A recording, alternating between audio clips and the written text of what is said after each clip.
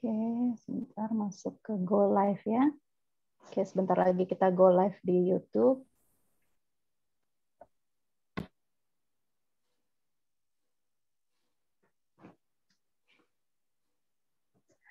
Assalamualaikum warahmatullahi wabarakatuh. Apa kabar sahabat Sri Foundation semuanya? Selamat pagi, hari Sabtu pagi, semangat pagi nih ya. Nah, hari ini kita akan ngobrol sama Mbak Yuni Prihayati tentang landscape gardening. Ya, oke, stay tune. Baik, sebentar. Ya, saya akan memperkenalkan dulu Mbak Yuni ini. Mbak Yuni ini adalah kakak saya, kakak kelas saya di IPB tepatnya. Jadi Mbak Yuni ini adalah arsitek landscape yang bekerja sebagai dosen di Universitas Pancasila dan juga peneliti di Pusat Studi Institut Pertanian Bogor. Jadi dari alma mater ke alma mater nih, kuliahnya di IPB, kemudian berbakti juga pada IPB. Nah, sekarang Mbak Yuni ini akan sharing bersama kita tentang bagaimana landscape gardening itu. Ya, Mbak Yuni. Ya, halo semuanya, Mbak Roro, Mbak Kusuma Rukmi sebenarnya ya. Ya, oke. Ini pagi-pagi nih semangat nih kita ngelihat wallpaper yang berbunga-bunga. Cocok banget sama arsitek landscape yang akan membicarakan tentang taman di dalam rumah, bukan di dalam rumah, maksudnya di halaman rumah gitu. Ya, ayo silakan Mbak Yuni, saya persilakan untuk sharing pengalaman dan ilmunya. Oke, terima kasih. Pertama-tama, Assalamualaikum warahmatullahi wabarakatuh. Salam kenal Waalaikumsalam. semuanya. Terima kasih kepada Mbak Kusuma Rukmi, Mbak Roro dari Sri Foundation yang sudah mengundang saya untuk mengajak teman-teman berdiskusi tentang landscape gardening atau tentang menata taman ya di rumah. Sebelumnya saya ingin kenalan dulu teman-teman semuanya. Terima kasih atas kehadirannya di channel YouTube Live dan juga di Zoom Link pada pagi hari ini. Semoga kita dan saya ingin mengucapkan syukur ya karena pada pagi hari ini alhamdulillah semua bisa hadir, berarti kita semua sehat, alhamdulillah. Dan kedepannya kita juga tetap sehat. Oke, baik, kita akan langsung mulai. Saya akan share screen sebentar ya.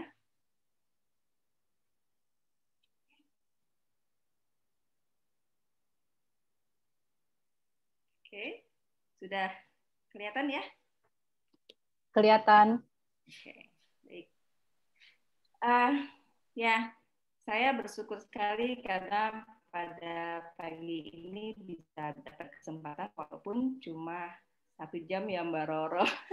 Jadi kadang-kadang kita kalau kadang-kadang kita kalau punya idealisme atau punya sesuatu gagasan ya yang kita share itu kadang-kadang terlalu bersemangat. Jadi nanti mohon maaf kalau saya terlalu lama atau terlalu membosankan, tolong di-cut.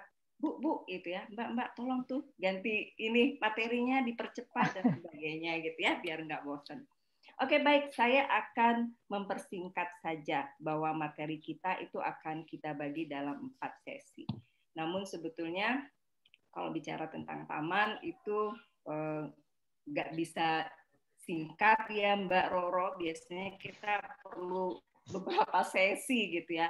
Tapi nggak apa-apa, kita sekilas perkenalan dulu. Mudah-mudahan nanti kita bisa ada acara lagi ya nggak Mbak Roro untuk kelanjutannya. Jadi intinya saya ingin perkenalan dulu tentang garden atau landscape, kemudian apa elemen taman yang kita butuhkan, kemudian yang paling penting prinsip-prinsip dalam mendesain, karena pasti kalau kita menata itu pasti ada prinsipnya.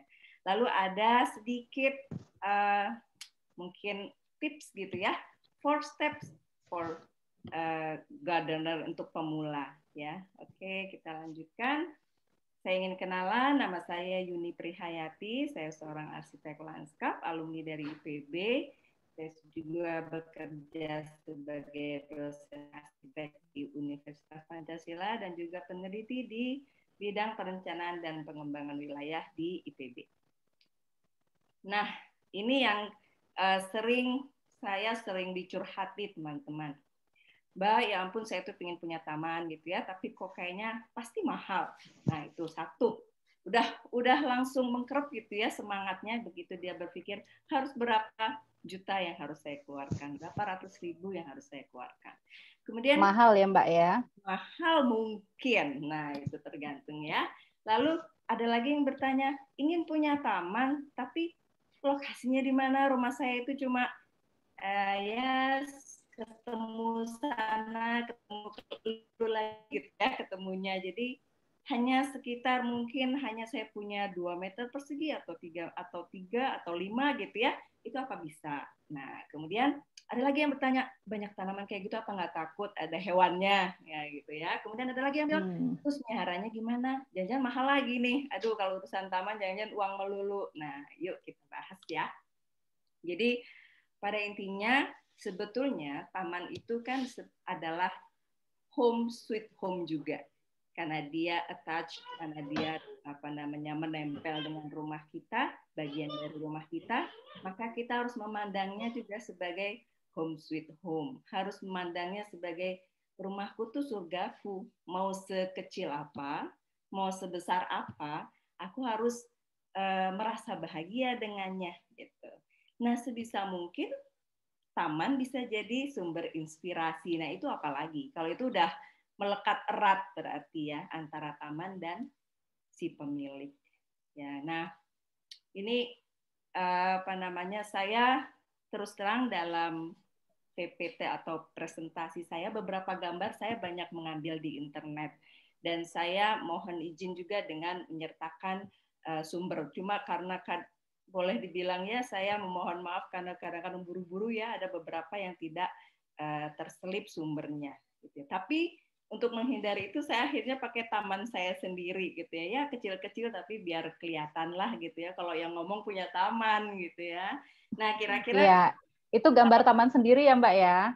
Nah, ini contoh taman sendiri. Iya, betul. Nah, tapi sebelum kita lanjut ya ke bagaimana bikin taman kayak gini gitu ya, kita juga mesti kenalan dulu ya. Katanya kalau nggak kenal maka nggak sayang. Jadi ada bagusnya memang kita kenalan dulu. Taman itu apa sih gitu ya. Nah, kadang kalau sekarang tadi saya memperkenalkan lanskap, bukan arsitek taman gitu ya, atau kok dibedakan gitu ya. Nah, sebetulnya secara definisi memang agak sedikit berbeda gitu ya antara taman dan lanskap. Nah, kalau sejak zaman sebelum abad ke-18, abad ke-19 memang lebih menggunakan definisi taman karena memang taman lebih kepada area milik pribadi dan juga tertutup. Jadi lebih ke private area. Sedangkan lanskap lebih kepada bentang bumi ya, sepanjang mata memandang, bisa juga milik pribadi kalau dia kaya raya kayak orang zaman-zaman Renaissance gitu ya, atau bisa jadi milik publik. Nah, kalau lanskap lebih luas. Sehingga kalau sekarang saya ingin lebih mengkerucut, kalau kita lebih akan bicara tentang garden design ketimbang landscape design. Kenapa? Karena itu tadi garden design lingkupannya lebih kecil, lebih private ya, lebih kepada diri kita juga. Sedangkan landscape itu lebih sifatnya juga bisa untuk diri sendiri, tapi juga bisa umum. Bahkan kalau untuk landscape design atau planning, bahkan dia punya untuk sustainability, bisa juga untuk ekologi, gitu ya. Jadi misalnya ingin mempertahankan seperti yang dilakukan Mbak Roro ya sekarang, mempertahankan bagaimana air di bumi ini tetap eksis ya Mbak Roro, because we need it so much gitu ya. Nah, kemudian bagaimana misalnya satwa agar tetap ada di kota, nah itu urusan orang landscape karena dia agak lebih kompleks ya, ada ilmu-ilmu ekologi, ada ekosistem dan sebagainya. Oke, ini juga salah satu contoh nanti kita bahas. Nah, akhirnya kita juga berkenalan juga. Kalau saya mau bikin taman, mau kayak gaya apa nih gitu. Kan beberapa orang punya informasi yang ada di kepala dia, entah karena membaca buku, entah karena nonton film, entah karena ikut acara-acara di TV tentang taman. Mereka punya informasi yang banyak, sehingga kadang-kala sulit memutuskan gitu ya, garden style kayak apa yang saya mau. Nah, sebetulnya pada intinya ujung-ujungnya larinya ke diri kita sendiri. Ya, tapi sebelum sampai kepada keputusan maunya kita apa, saya ingin ajak kenalan dulu keliling dunia, boleh? Kalau boleh, ayo kita Boleh, siap. boleh. Ya, Gratis kan keliling dunianya? Gratis ini, gratis banget. Ya, saya akan awali dari nenek moyang. Ya, jadi taman sejak zaman prasejarah udah ada belum sih? Udah, gitu ya. Jadi kita jangan kegeeran bahwa hanya kita gitu yang peduli tentang taman, enggak. Orang zaman kuno yang kata kita belum kenal tentang peradaban, mereka juga sudah mengenal tentang taman ya. Jadi tapi memang taman itu berkembang sesuai dengan kondisi ideologi masyarakat, budaya masyarakat, kemudian perkembangan politik bahkan sosial ekonomi itu sangat mempengaruhi. Jadi taman itu punya gaya yang berbeda dari abad ke abad, Mbak Roro. Bayang ya bahwa taman yang kita temui sekarang itu udah menjadi kompilasi berbagai gaya dari ribuan tahun yang lalu. Gitu. Jadi ketika kita tahu sejarah ini, mudah-mudahan kita jadi lebih banyak punya ide dan juga inspirasi. Jadi seperti mencirikan budaya gitu ya Mbak ya? Betul, sama seperti arsitektur. Jadi landscape juga attach juga dengan budaya dan sebagainya. Nah, orang zaman kuno itu mereka lebih tamannya itu lebih mencerminkan bagaimana mereka ingin memuja, ya memuja dewa, memuja sesuatu yang sakral, yang suci, sehingga bentuk-bentuknya itu kadang ada berupa gundukan, ya berupa batu menhir atau berupa cekungan, ya atau berupa semacam geolifis gitu ya, yaitu semacam ada bentang bumi yang di garis-garis dan sebagainya. Itu cara mereka untuk mengekspresikan diri. Nah, ini contoh-contohnya. Jadi sejak tahun 2500 ya, zaman bangsa Mesopotamia, memang masa-masa kejayaan atau kebudayaan dan peradaban manusia itu bahkan dibangun sejak zaman itu ya, Mesopotamia. Mereka itu sangat-sangat boleh dibilang sudah, kita nggak percaya ya Allah itu sebelum Masehi loh gitu ya, orang sudah bisa bangun kota, mereka sudah punya sistem irigasi, mereka sudah punya macam membuat kanal dan sebagainya. Jadi sudah berpikir bagaimana sih menciptakan kenyamanan, menciptakan taman untuk kesenangan. Bahkan mereka punya hunting parks juga. Tapi ada dulu yang punya taman yang biasanya kalau nggak raja, terus bangsawan, orang kaya. Ya karena ya mungkin orang-orang seperti yang bisa berpikir masalah tersier ya gitu, dan tidak sembarang orang lah bisa bikin taman. Nah ini beberapa contoh dari abad-abad sebelum Masehi, dan udah kelihatan taman-taman yang dibangun tuh udah lumayan keren lah gitu ya. Sampai abad ke-2 Masehi juga bahkan sudah bikin villa gitu ya di Roma gitu ya. Mereka memang terkenal, mereka suka membangun villa dan membangun taman. Lalu kita bukan lompat ya, langsung aja ya, kita dari masa ancient, masa zaman kuno, di mana orang berpikir bahwa taman itu lebih kepada sesuatu yang sakral ya. Mereka bahkan banyak menggunakan desain yang kotak-kotak ya, sebagaimana bentuk-bentuk peribadatan mereka seperti zigaret, kemudian piramid dan sebagainya, itu bentuknya banyak yang geometris. Nah, kemudian kita masuk nih ke zaman pertengahan. Nah, itu mulailah, kalau dikatakan pada masa itu masa Renaissance awal ya. Orang berpikir bahwa manusia itu udah mulai ada ideologi tentang humanis kemanusiaan. Itu kebawa ke dalam jenis taman ya. Dan tidak cuma yang ada di Eropa Barat, karena terkenalnya memang di daerah Prancis, ya Italia, Roma gitu ya, itu yang paling terkenal.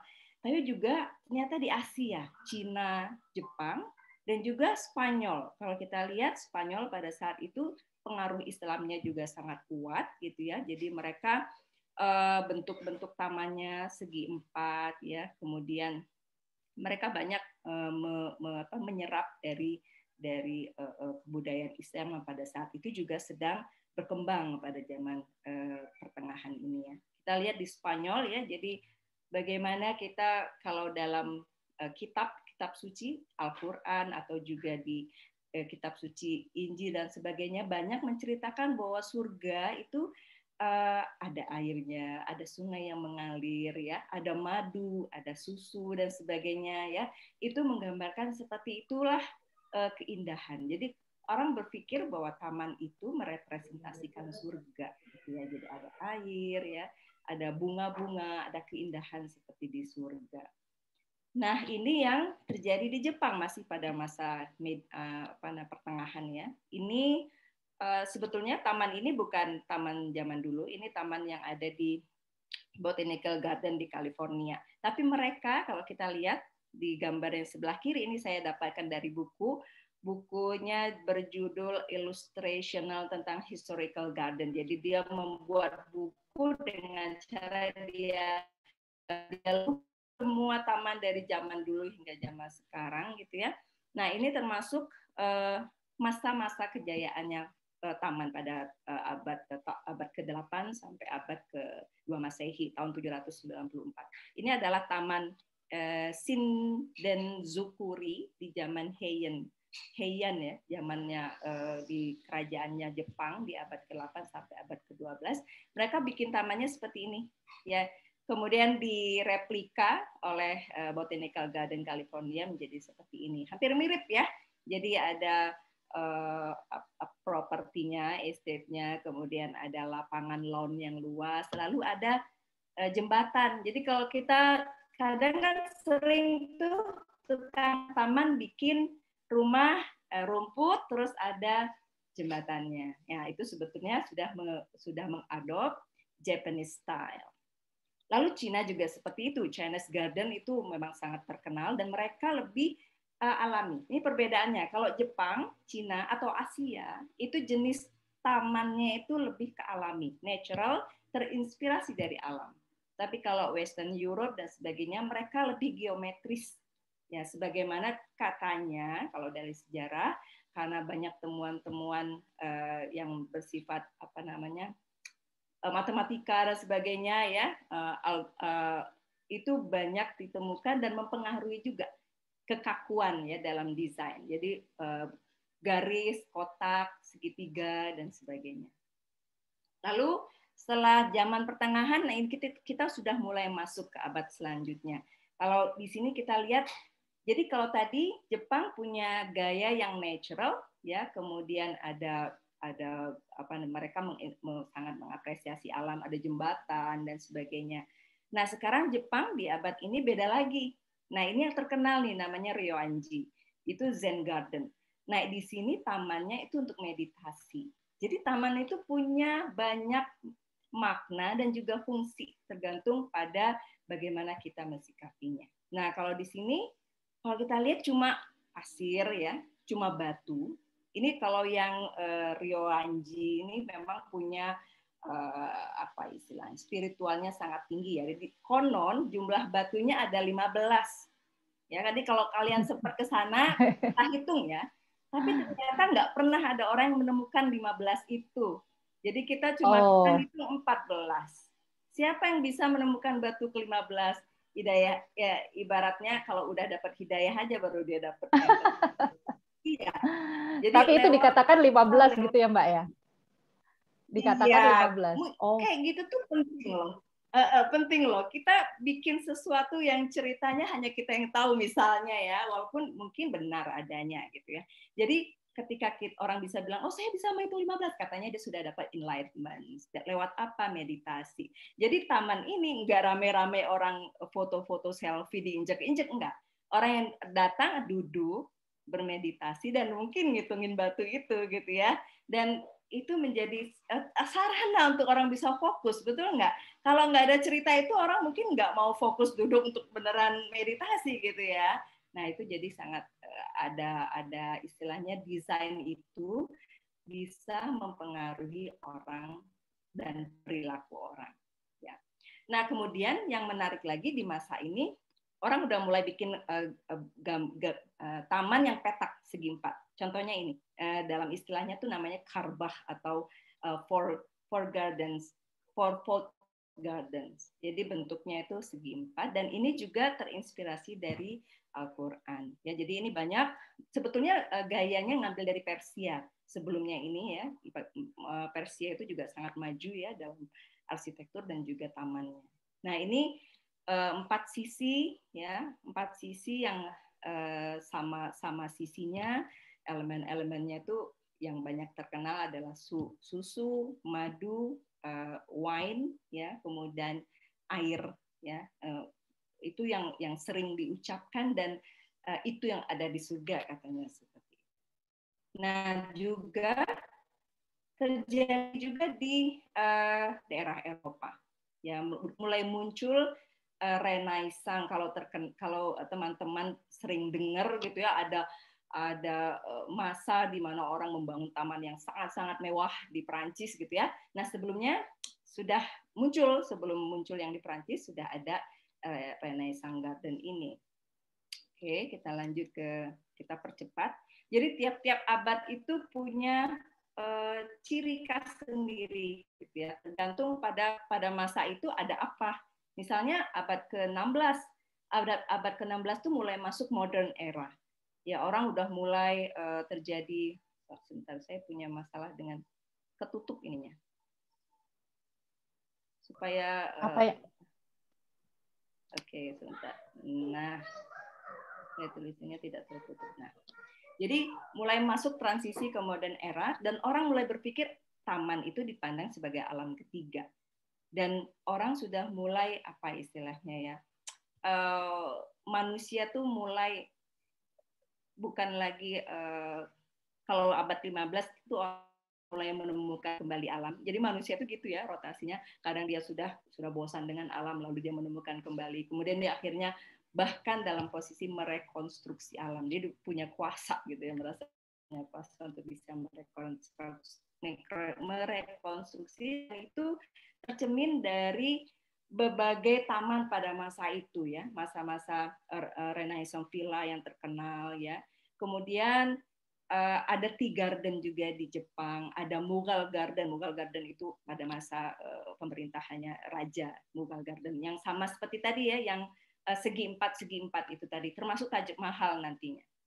Nah, ini contoh-contohnya, mewah sekali taman-taman pada masa itu, dan mereka sangat-sangat geometris ya, sangat kaku, formal sekali bikin tamannya ya. Itu menunjukkan bagaimana bahwa saya tuh bahkan bisa menciptakan alam, istilahnya seperti itu ya. Saya yang menentukan gitu ya. Saya yang menentukan. Kamu saya buat bulat, kamu saya buat lonjong gitu ya. Jadi makanya selalu ada topiari di England, kemudian ternyata di Jepang juga berubah lagi pada masa itu. Mulai ada stepping stones, mulai mereka menemukan lantera itu tuh pada masa abad ini. Jadi berkembang gitu loh. Jadi nggak langsung jadi taman Jepang itu ya gitu, enggak. Tapi jadi perkembangan. Nah, kemudian masuk kita ke abad 17. Nah, ini yang terkenal sekali ya, French Classical Garden ini yang ada di Versailles. Ini benar-benar taman yang sangat luas ya. Dan ini menunjukkan juga mencerminkan bagaimana idealisme pada masa itu. Jadi mereka menganggap raja itu adalah dewa matahari ya. Jadi eksis di sini sumbu yang ada itu tuh menuju ke timur dan barat ya. Jadi matahari terbit dan tenggelam itu juga di eksisnya itu di sumbu ini, yaitu menunjukkan bagaimana kekuasaannya seorang raja dan dia punya properti berada di tengah-tengah sumbu ini gitu ya. Dia menunjukkan bahwa kuasanya tuh bisa menyaksikan lintasan matahari dari timur ke barat. Sebegitu gagahnya mereka, dan taman itu mencerminkan sebagaimana kekuasaan mereka. Tapi di Jepang juga sama, ya, mulai terjadi perubahan. Jadi pada masa abad ke-17 ini, taman itu sudah mulai memasukkan unsur lanskap sejauh mata memandang itu ke dalam taman mereka. Jadi tidak lagi terlihat terkungkung walaupun masih dalam keadaan yang tertutup, tapi mereka ada istilah borrowed landscape. Mereka minjem lanskap yang ada di luar properti mereka. Nah, itu yang sering dipakai juga oleh arsitek-arsitek lanskap zaman sekarang. Jadi kalau kita menganalisis taman kita mau dibikin seperti apa view-nya, itu kita bisa pinjam. Kayak misalnya saya sebelum beli rumah, saya cari dulu ada view yang bagus ya, yang bisa saya lihat ketika saya bangun, dan saya bisa melihat sesuatu yang indah dari situ. Nah, saya meminjam lanskap yang ada di lingkungan. Nah, itu bisa menjadi inspirasi dan bagian dari taman kita. Nah, itu terjadi di Jepang ini ya. Jadi di Katsura Imperial Villa ini yang dibangun tahun 1620, mereka juga sudah menggunakan istilah borrowed landscape ini. Masuk kita ke abad 18, mulai maju dan pesat sains dan teknologi, orang mulai ini ya, udah mulai jengah, ekonomi mulai sangat bergejolak, kekuatan ekonomi dan politiknya. Nah, mulai terjadi revolusi ya, ada revolusi ilmiah lawan revolusi Amerika, revolusi Prancis, berbagai revolusi, orang mulai apa istilahnya, pemberontakan dalam diri ya. Jadi salah satu yang menginisiasi adalah English Landscape Garden yang sangat terkenal. Jadi yang tadinya pola-pola taman itu kaku, geometris, kotak-kotak gitu ya, mulai deh bentuknya kayak gini.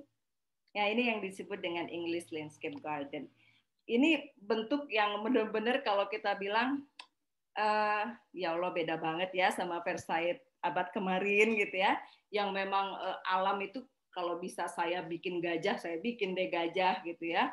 Nah, kalau yang ini enggak, semuanya bebas ya, shrubs di mana-mana, semak belukar di mana-mana gitu ya. Ini adalah salah satu ini yang disebut dengan English Landscape Garden, dan jujur saya memang sangat suka dengan style taman yang seperti ini. Nah, tiap orang punya preferensi yang berbeda-beda tergantung karakter ya.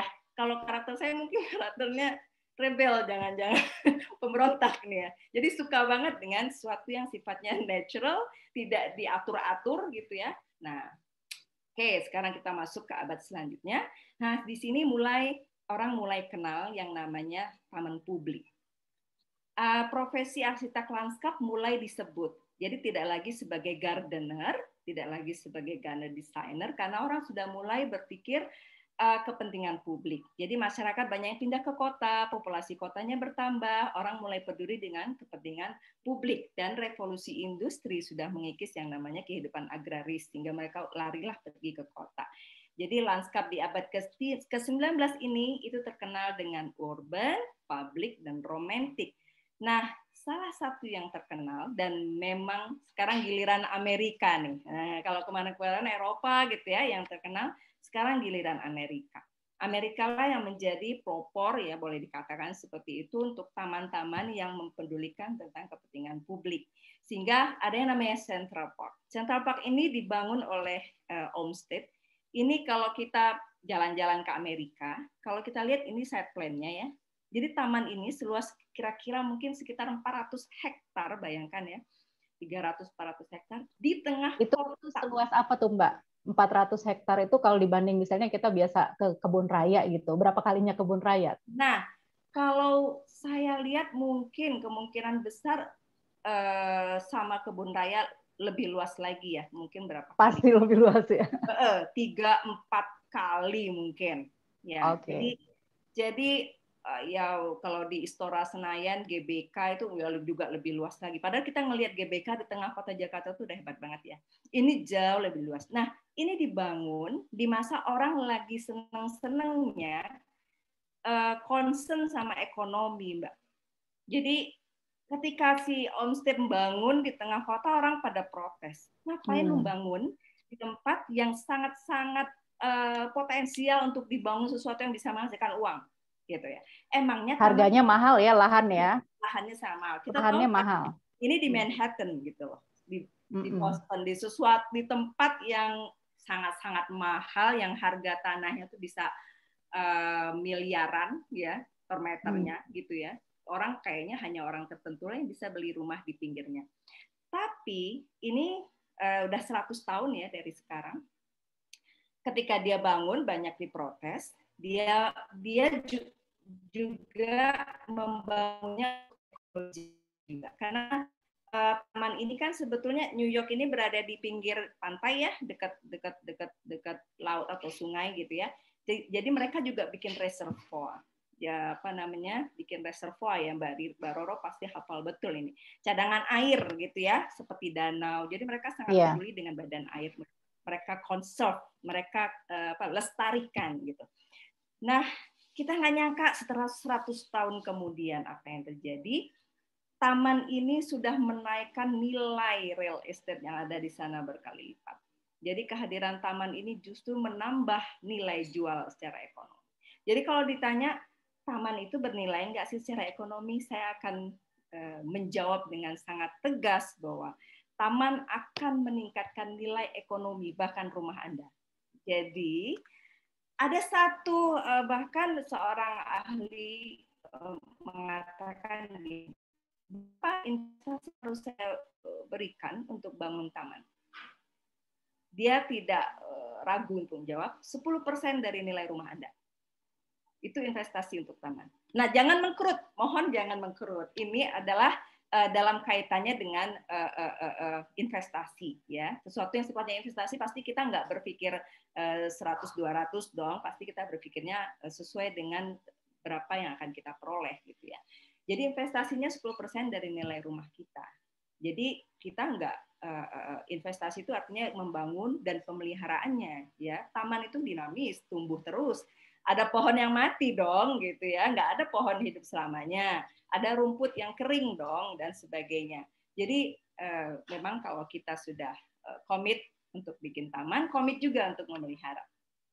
Oke, nah juga salah satu contohnya adalah sudah mulai bikin national park. Jadi taman nasional tuh mulai dimulainya di Amerika. Mereka sekaligus konservasi ya, perlindungan terhadap alam, mereka sekaligus menjadikan itu sebagai taman.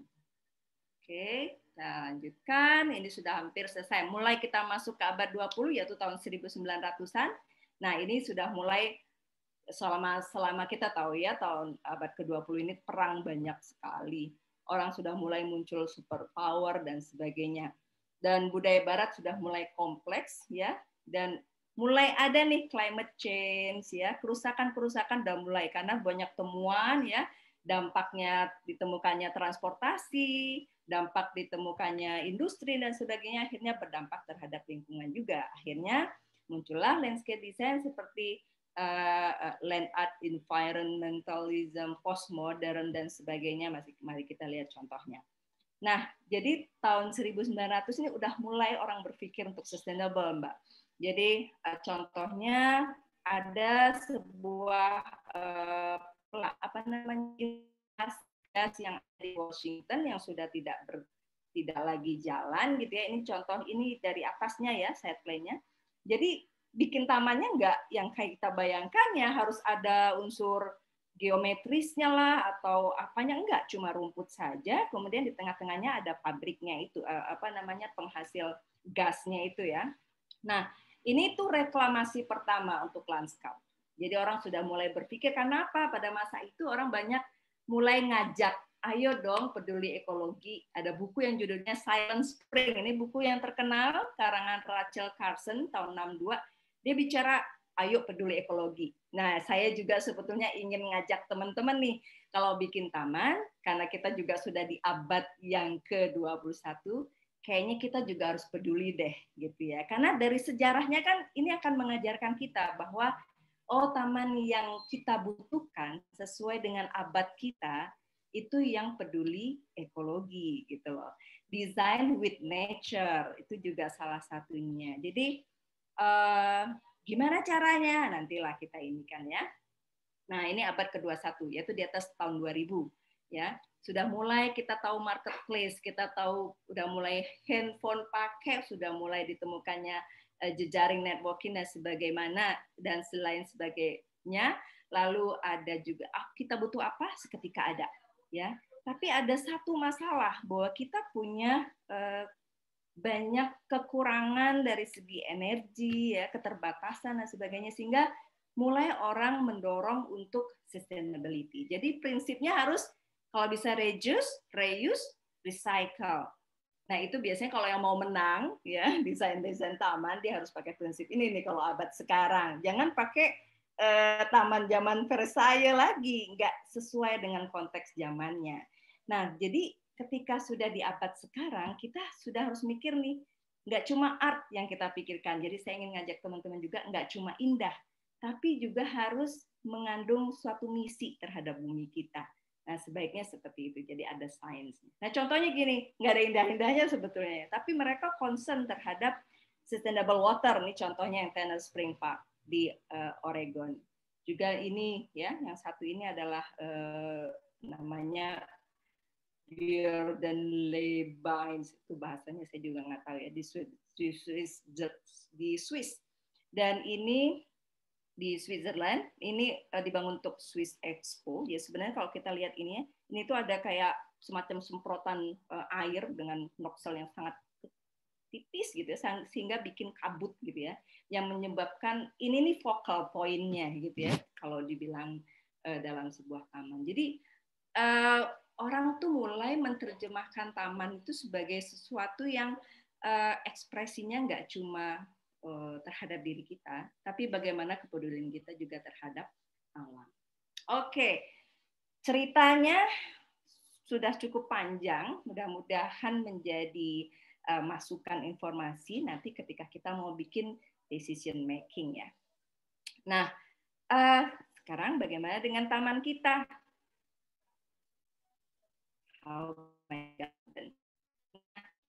Kalau kita mau simpulkan dari cerita tadi, taman itu bisa dibuat dengan 4 gaya.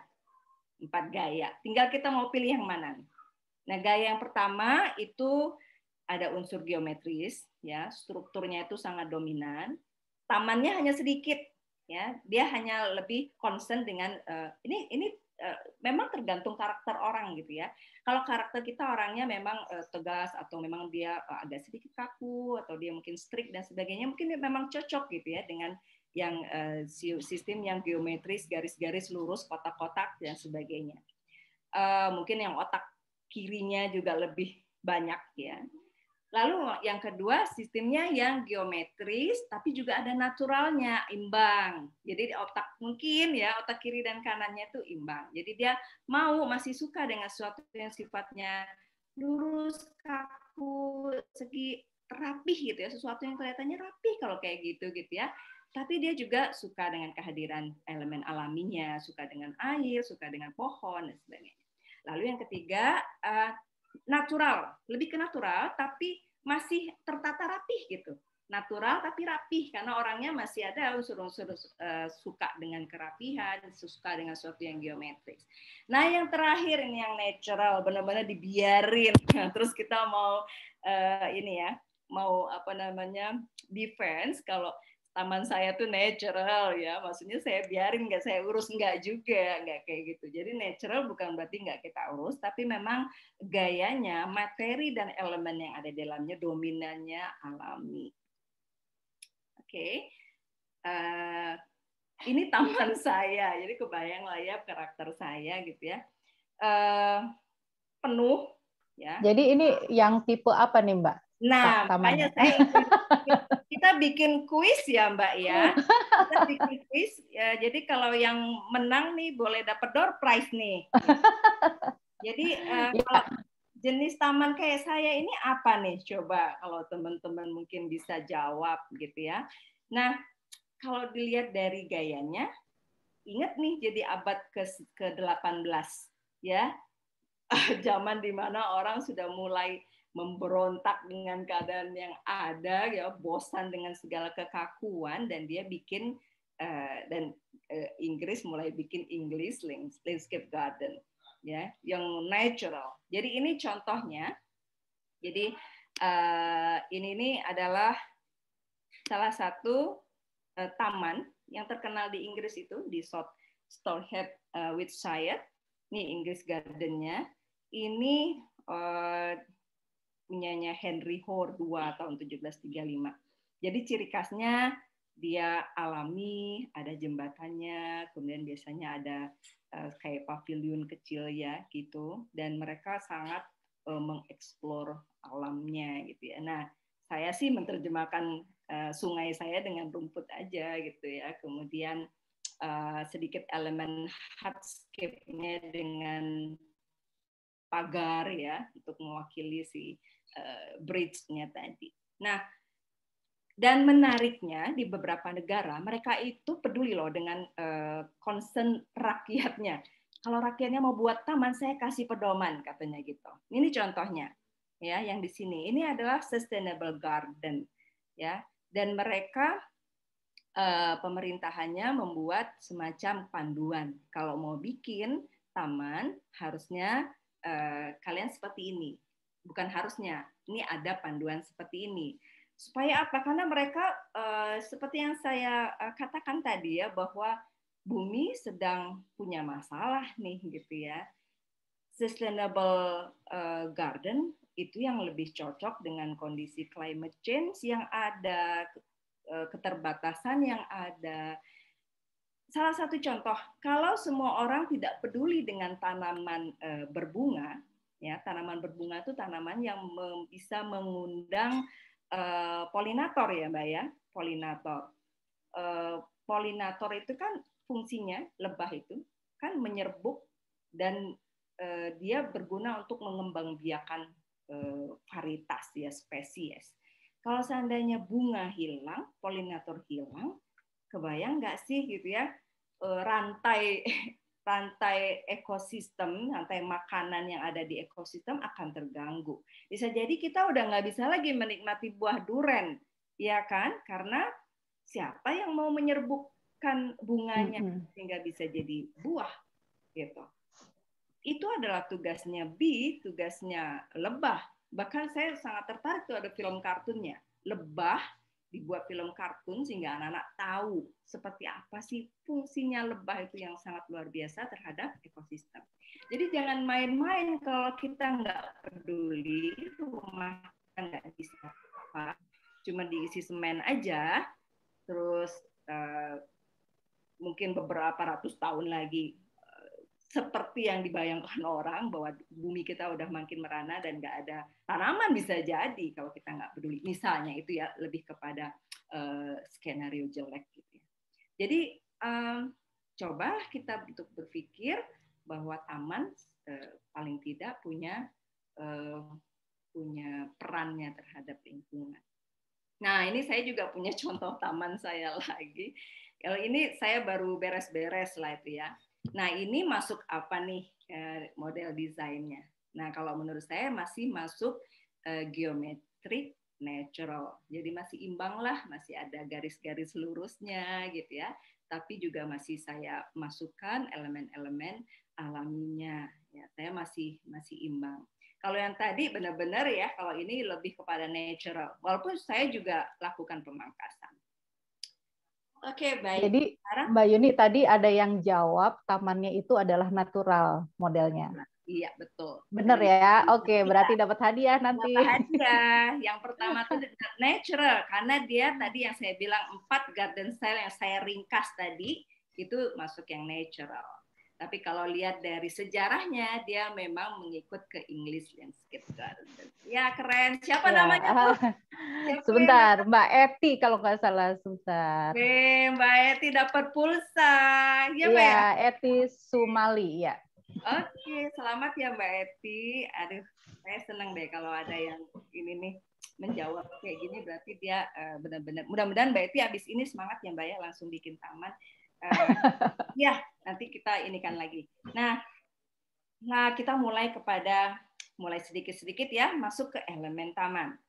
Sebetulnya kalau kita mau bikin taman, elemennya harus apa aja nih gitu, ya kan? Taman itu kan tersusun dari elemen-elemen. Maksudnya apa aja yang harus ada di taman. Kita bagi besar jadi 2, yaitu elemen keras dan elemen lunak. Beberapa mengatakan ada yang natural, ada yang man-made, ada yang tidak natural. Nah, kalau yang kalau yang elemennya keras, hardscape itu batu ya, kemudian perkerasan, ya paving, lalu ada pergola, bangku taman, ada lighting, ada pagar, ada juga kolam dan air. Nah, ini masuk dalam elemen yang hardscape. Apa aja? Nah, ini contohnya. Ini pedestrian, lalu ada paving, lalu ada grass block, ya, ada kayu, batu, ya, kemudian ini berbagai macam batu. Kalau kita lihat di sini ini seperti ancient garden ya, kalau kita lihat. Nah, juga ada unsur kayu, pergola. Ini yang menarik ya, pergola dan gazebo. Orang teman-teman bisa bikin pergola yang nggak harus beli ya. Teman-teman bisa yang lihat di sebelah kiri ya, pakai kayu aja kita pasang, kemudian kita rambatkan dengan tanaman rambat. Itu udah jadi pergola. Nanti saya tunjukkan ya pergola versi saya yang hanya pakai bambu itu gitu ya. Dan pagar atau pembatas. Nah, teman-teman juga akan jangan khawatir ya bahwa pagar itu bisa jadi bagian dari taman kita yang bisa jadi focal point. Sangat bisa menjadi hal yang sangat menarik. Coba kita lihat, kalau ini ada tanaman merambatnya dengan warna yang sangat indah, itu saya percaya setiap ada orang yang lewat pasti berhenti gitu ya, untuk lihat paling enggak foto-foto, atau kalau dia beruntung dia bisa ketemu Bu, minta ininya boleh gitu. Ada juga yang dia pakai unsur tradisional ya, seperti gebyok. Ada juga yang dia pakai unsur seperti industrial seperti ini ya, cuma batu-batu kali itu yang disusun di semacam kerangka besi. Nah, kalau ini tamannya saya. Ini kalau saya moto itu pasti lagi yang baru-barunya. Kalau yang sekarang nggak saya foto itu harus maintenance lagi. Nah, ini juga pagar. Tapi ini pagar dalam ya. Kalau yang saya punya ini pagar dalam. Pagar luarnya ada lagi. Ini pagar untuk pembatas. Bisa saya gantung-gantungkan untuk tanaman warna-warni. Biasanya saya pilih warna putih karena dia akan mudah kontras dengan apa saja. Nah, lighting itu penting ya. Lighting itu penting. Jadi kadang kita merasa bahwa ya taman sih nggak usah dinikmati lah kalau malam hari. Oh no, banyak orang yang menikmati dan menjadi berbeda nuansanya ketika malam hari karena pengaruh lighting. Yang kita lihat ini dengan ngasih lampu-lampu kecil-kecil ya di pepohonan, itu jadi romantis banget gitu ya.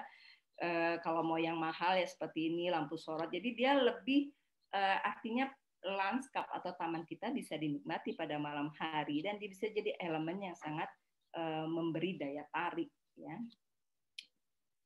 Kolam dan air, nah itu juga banyak yang menyukai ini ya, karena memang suara air itu menenangkan dan orang banyak menggunakan taman sebagai sarana mereka untuk menenangkan diri, meditasi dan membuat psikologisnya menjadi nyaman ya. Ini juga hal yang penting. Nah, bagaimana dengan softscape? Nah, softscape itu isinya adalah elemen alami atau lebih banyak tanaman. Ya, tanaman. Nah, teman-teman pasti bertanya kalau udah masalah tanaman ini pasti pada semangat ini ya. Apa aja sih gitu ya tanaman yang bisa kita tanam di taman kita ya. Sebetulnya kalau kita mau bagi, ada pohon ya, ada semak atau perdu, ada penutup tanah ya, ada ground cover, ada juga tanaman merambat. Nah, itu klasifikasinya. Nah, sebetulnya masing-masing tanaman ini punya fungsi. Ada sebagai pengontrol visual, artinya kalau kita nggak mau tetangga kita ngelihat kita santai-santai di teras, kita bisa menutupinya dengan tanaman. Atau kita pembatas dengan jalan raya, kita bisa gunakan tanaman. Lalu menjadi pengontrol iklim. Nah, ini kalau yang tinggalnya di daerah panas kayak kita ini, Mbak Roro, kita kan tinggalnya di Bekasi ya. Dan kabarnya nih teman-teman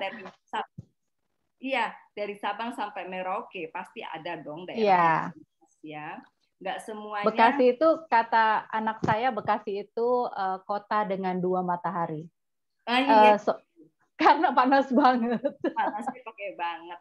Nah, saya justru tertantang, Mbak Roro, gitu ya. Orang berpikir bahwa Bekasi itu panas, maka saya harus jadikan my home sweet home, my rumahku surgaku itu sesuatu yang nggak seperti lingkungannya. Maka kita butuh tanaman sebagai climate control.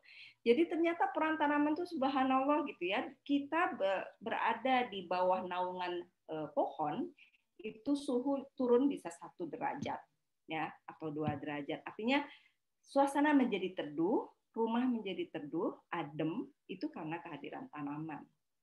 Lalu erosi, ya itu tanaman pula ya, tanaman itu memang luar biasa. Dan estetika itu yang paling penting juga bagi kita. Kita sukanya yang cantik-cantik ya, suka yang melihat sesuatu yang indah, yang menarik, yang apa namanya, membuat kita tuh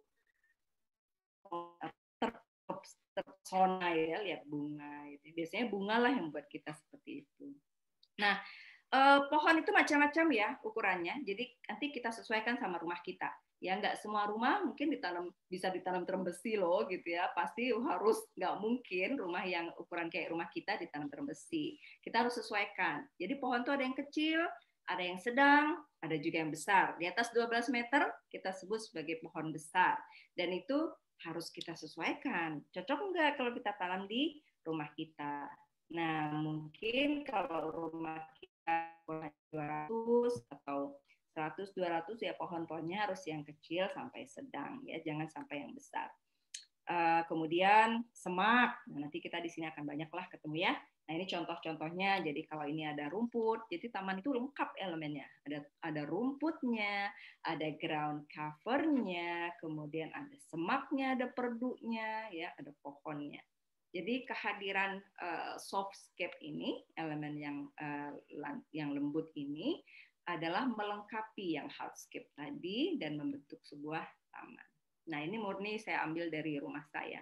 Jadi ini tanaman-tanaman rambat, ya, yang ini bougainville, ini di rumah ibu saya. Ini mohon maaf orangnya ditutup aja. Nah ini ada Lee Kuan Yew. Lee Kuan Yew ini saya tanam di pagar. Lee Kuan Yew itu kan sebetulnya jatuh ke bawah ya. Tapi ini bukan berarti saya punya pot di atasnya, enggak. Saya tanam dari tanah, saya naikkan ke atas. Jadi dia lompat pagar. Sehingga saya punya dua sisi, Lee Kuan Yew. Sisi dalam, sepertinya salah Mbak ya.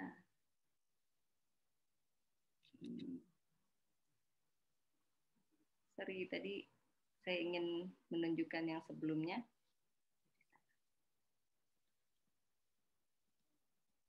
Jadi kita juga harus kreatif ya. Nah ini sisi dalamnya. Sisi dalamnya ini, jadi saya punya sisi dalam ya, di pohon yang sama ya, di pohon yang sama. Tapi saya juga punya sisi luar di pohon di tanaman yang sama. Lee Kuan Yew-nya punya dua sisi. Dua-duanya bisa saya pakai. Nah, kemudian ada melati Belanda atau quisqualis, kemudian di sirih gading. Ya, ini semua tanaman yang nggak mahal gitu ya. Kita beli Lee Kuan Yew itu satu polybag itu paling harganya berapa ribu rupiah. Kita bisa beli berapa buah dan itu akan melebat ya. Akan cepat tumbuhnya. Apalagi kayak sirih gading ini. Termasuk melati Belanda. Melati Belanda ini sangat gampang karena dia perkembangbiakannya tuh dengan anakan ya. Tadinya saya heran karena ketika saya nanam si melati Belanda ini, kok di mana-mana ada melati Belanda anaknya. Ini gimana ceritanya? Apa dia punya biji gitu ya? Enggak. Jadi dia memang akarnya tuh panjang masuk di bawah tanah gitu ya. Kemudian dia muncul ke atas. Jadi anakannya tuh banyak sekali dari munculan dari akarnya itu.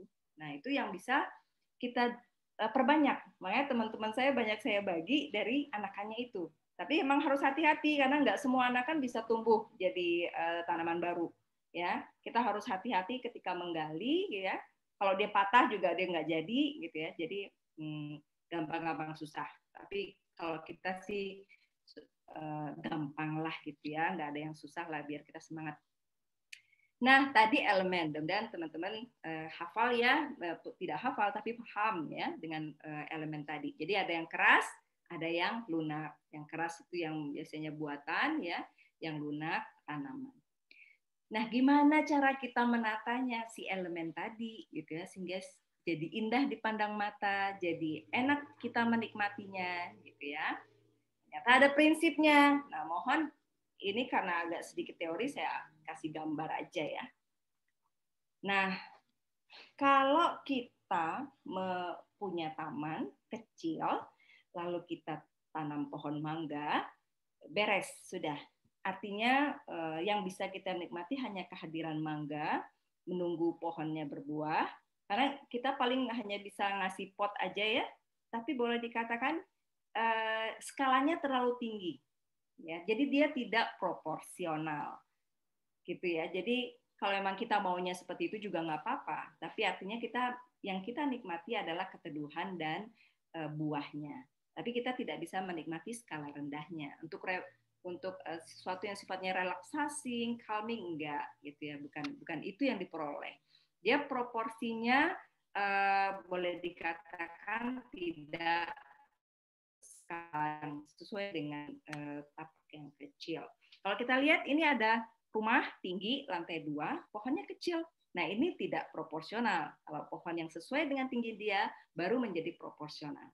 Nah, sekarang juga kuis lagi nih, Mbak. Ada 2 jenis nih. Ini melatih ini kita, sense kita. Oke, ya. Melatih sense kita terhadap elemen yang akan kita letakkan.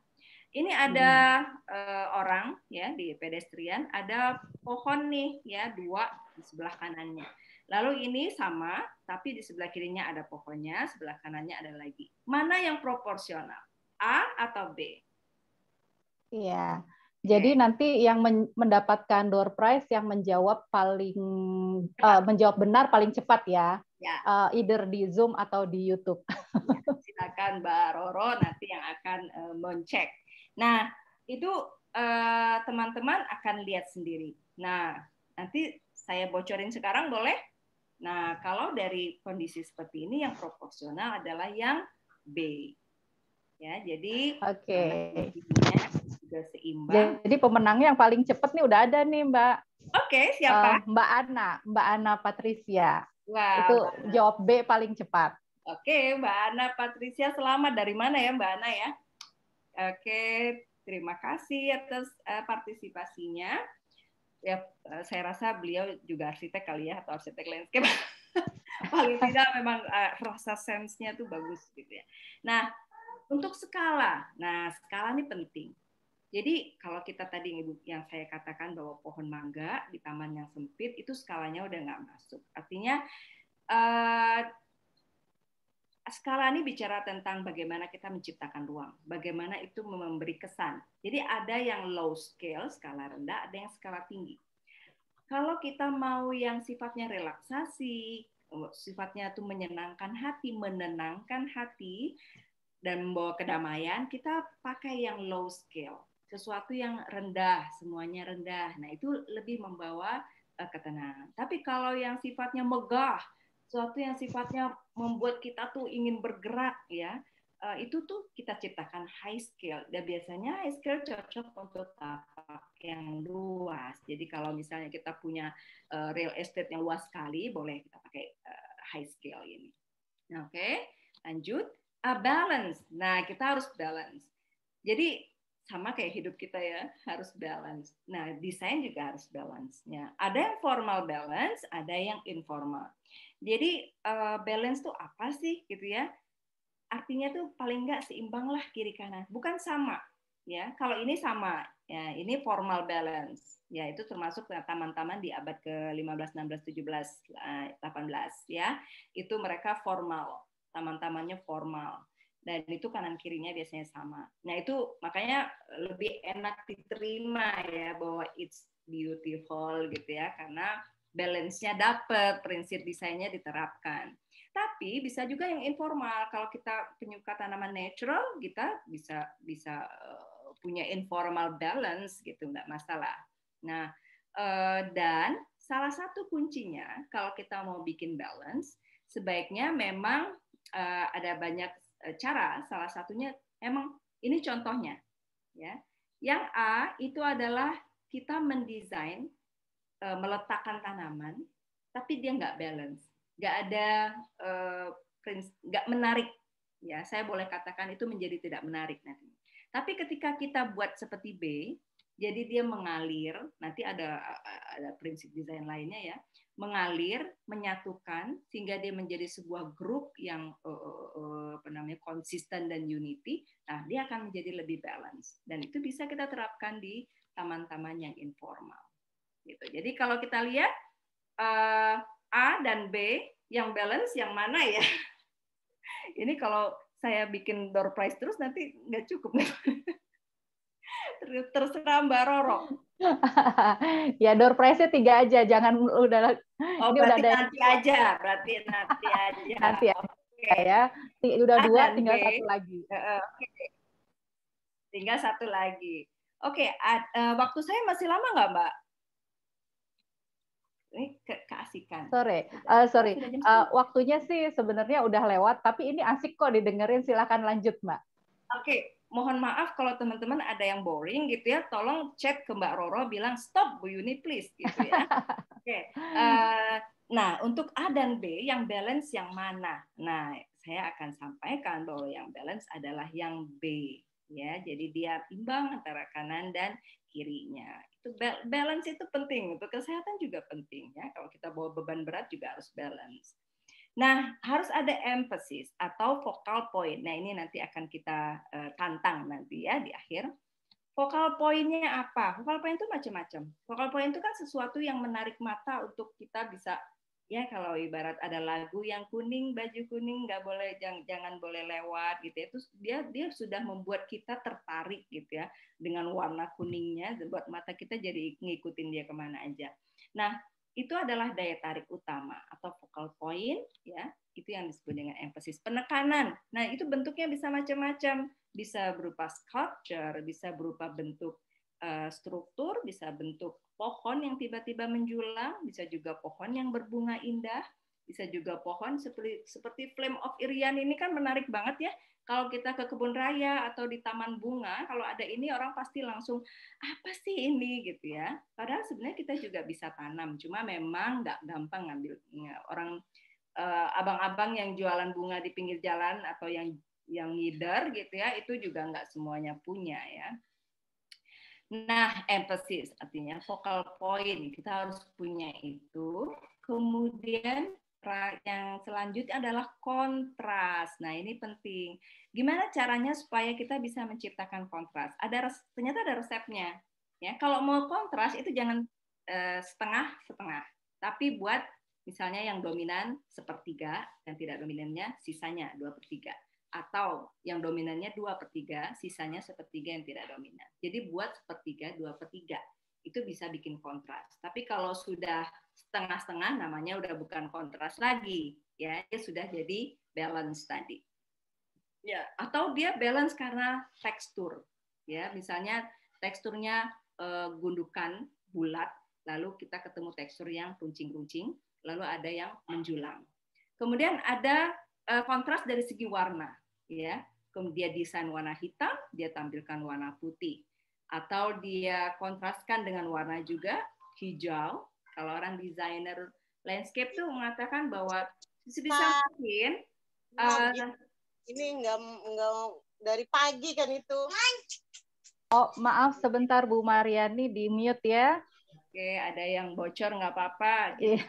Suaranya Bu Mariani. Nah, jadi ada taman kalau dia proporsinya misalnya seorang arsitek landscape akan bilang bahwa kalau bisa taman itu 90% hijau, ya. Selebihnya boleh warna-warni. Itu akan bisa menimbulkan kontras. Jadi jangan semuanya warna-warni, ibu-ibu. Jangan semuanya juga hijau, akan monoton larinya. Oke, ada irama. Nah ini. Jadi irama itu salah satu yang membuat irama itu repetisi, diulang-ulang. Bikin pot ini yang serupa, kemudian bikin pola-pola seperti ini, bikin seperti ini. Nah, itu repetisi. Cuma hati-hati, repetisi juga bisa berujung pada monoton, bosan melihatnya kalau dia tidak ada emphasis, kalau dia tidak ada kontras, dan sebagainya. Nah, harus ada gradasi. Nah, gradasi itu macam-macam. Gradasi itu bisa dari warna, misalnya dari warna bunga yang merah, kemudian warna yang lebih muda dan sebagainya. Ini contohnya yang gradasi karena warna dan tekstur. Jadi hijaunya itu ada yang hijau muda, ada yang hijau tua banget, ada yang hijau variegata, ya. Atau dari teksturnya ada yang lancip daunnya, kemudian ada yang daunnya lebar. Nah, seperti ini campuran tekstur yang membuat kita merasa asik gitu ya, nyaman. Nah, kalau kita lihat taman, terus hati kita dan pikiran kita mengatakan it's good, beautiful, artinya beberapa prinsip desain sudah dia penuhi. Ya, tapi kalau lihat taman, kenapa sih taman saya jelek banget? Ya udah, berarti ada yang harus kita pelajari lagi. Mungkin ada prinsip desain yang tidak tepat. Nah, tema, ini juga prinsip desain. Tema, kita harus tentukan seperti yang kayak saya sampaikan, tamanku inspirasiku, tamanku adalah diriku. Artinya apa yang kita inginkan itu yang kita usung. Ya, saya suka dengan budaya Jepang, saya suka dengan segala sesuatu yang berbau Jepang atau Korea, ya buat taman dengan tema itu. Cuma harus hati-hati karena tema ini dia harus konsisten dan tema inilah yang membentuk kesan menyatu atau unity. Nah, temannya tema itu unity. Ya.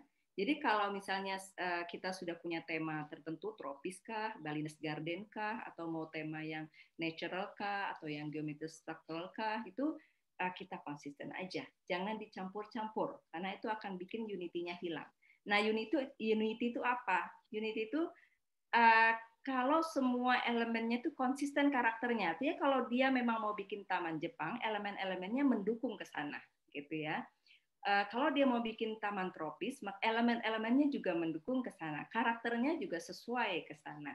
Nah, tapi juga tidak hanya dari segi tema yang bikin unity itu muncul, ya. Ada juga link misalnya ya. Jadi misalnya kayak gini ya, ada satu focal point di sini, ada mungkin sesuatu juga di sini, ada paving yang menyatukan dia. Misalnya ini juga begitu, ada paving yang menyatukan dia, ada rumput yang menyambungkan dia, sehingga dia menjadi unity-nya terbentuk. Ini contohnya, kalau yang A itu dia terpisah-pisah, sama kayak yang tadi ilustrasi tentang balancing tadi ya. Nah, kalau ini dia lebih unity karena ada yang material yang berkesinambungan, kontinu, menyatukan elemen-elemen yang ada sehingga unity-nya terbentuk. Nah, itu penting. Coba bayangkan kalau seandainya rumput ini nggak ada, ya, rumput ini nggak ada, terus tanah biasa aja, tiba-tiba ada ini, lalu di sini ada rumah. Ya, kesan taman yang indahnya hilang. Bisa dikatakan seperti itu. Tidak ada hubungan antara si pintu ini tadi dengan kita. Ya, demikian juga ini. Kira-kira seperti itu ya. Oke, prinsip desain secepat itu. Walaupun kalau dalam kuliah kan biasanya lama gitu ya, tapi sebetulnya kan nggak sesimpel sih. Artinya kita bisa membuat itu menjadi simple dan bisa kita terapkan, bisa kita aplikasikan. Jadi jangan dibuat rumit, ya. Jadi kayak yang saya katakan tadi, balance itu kayak gitu, unity itu kayak gitu, tema itu kayak gitu. Oke, saya bisa terapkan nih sedikit demi sedikit. Jadi jangan lihat yang rumitnya. Oke, terakhir kita ingin ngajak teman-teman untuk start small. Jadi mulailah dari yang kecil, tapi punya misi yang besar.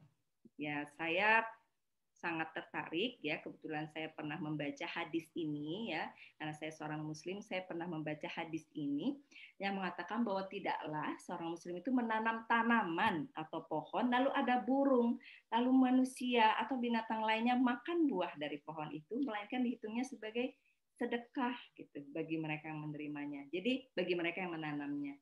Jadi saya berpikir kita juga mendorong bahwa gitu ya, kita punya taman seukuran apapun, mau kecil mau besar, ketika itu punya nilai, bahkan bagi cacing sekalipun, punya nilai bagi seorang tikus sekalipun. Jadi kalau yang berpikir takut ada tikus, insya Allah tikus pun akan membawa berkah buat kita.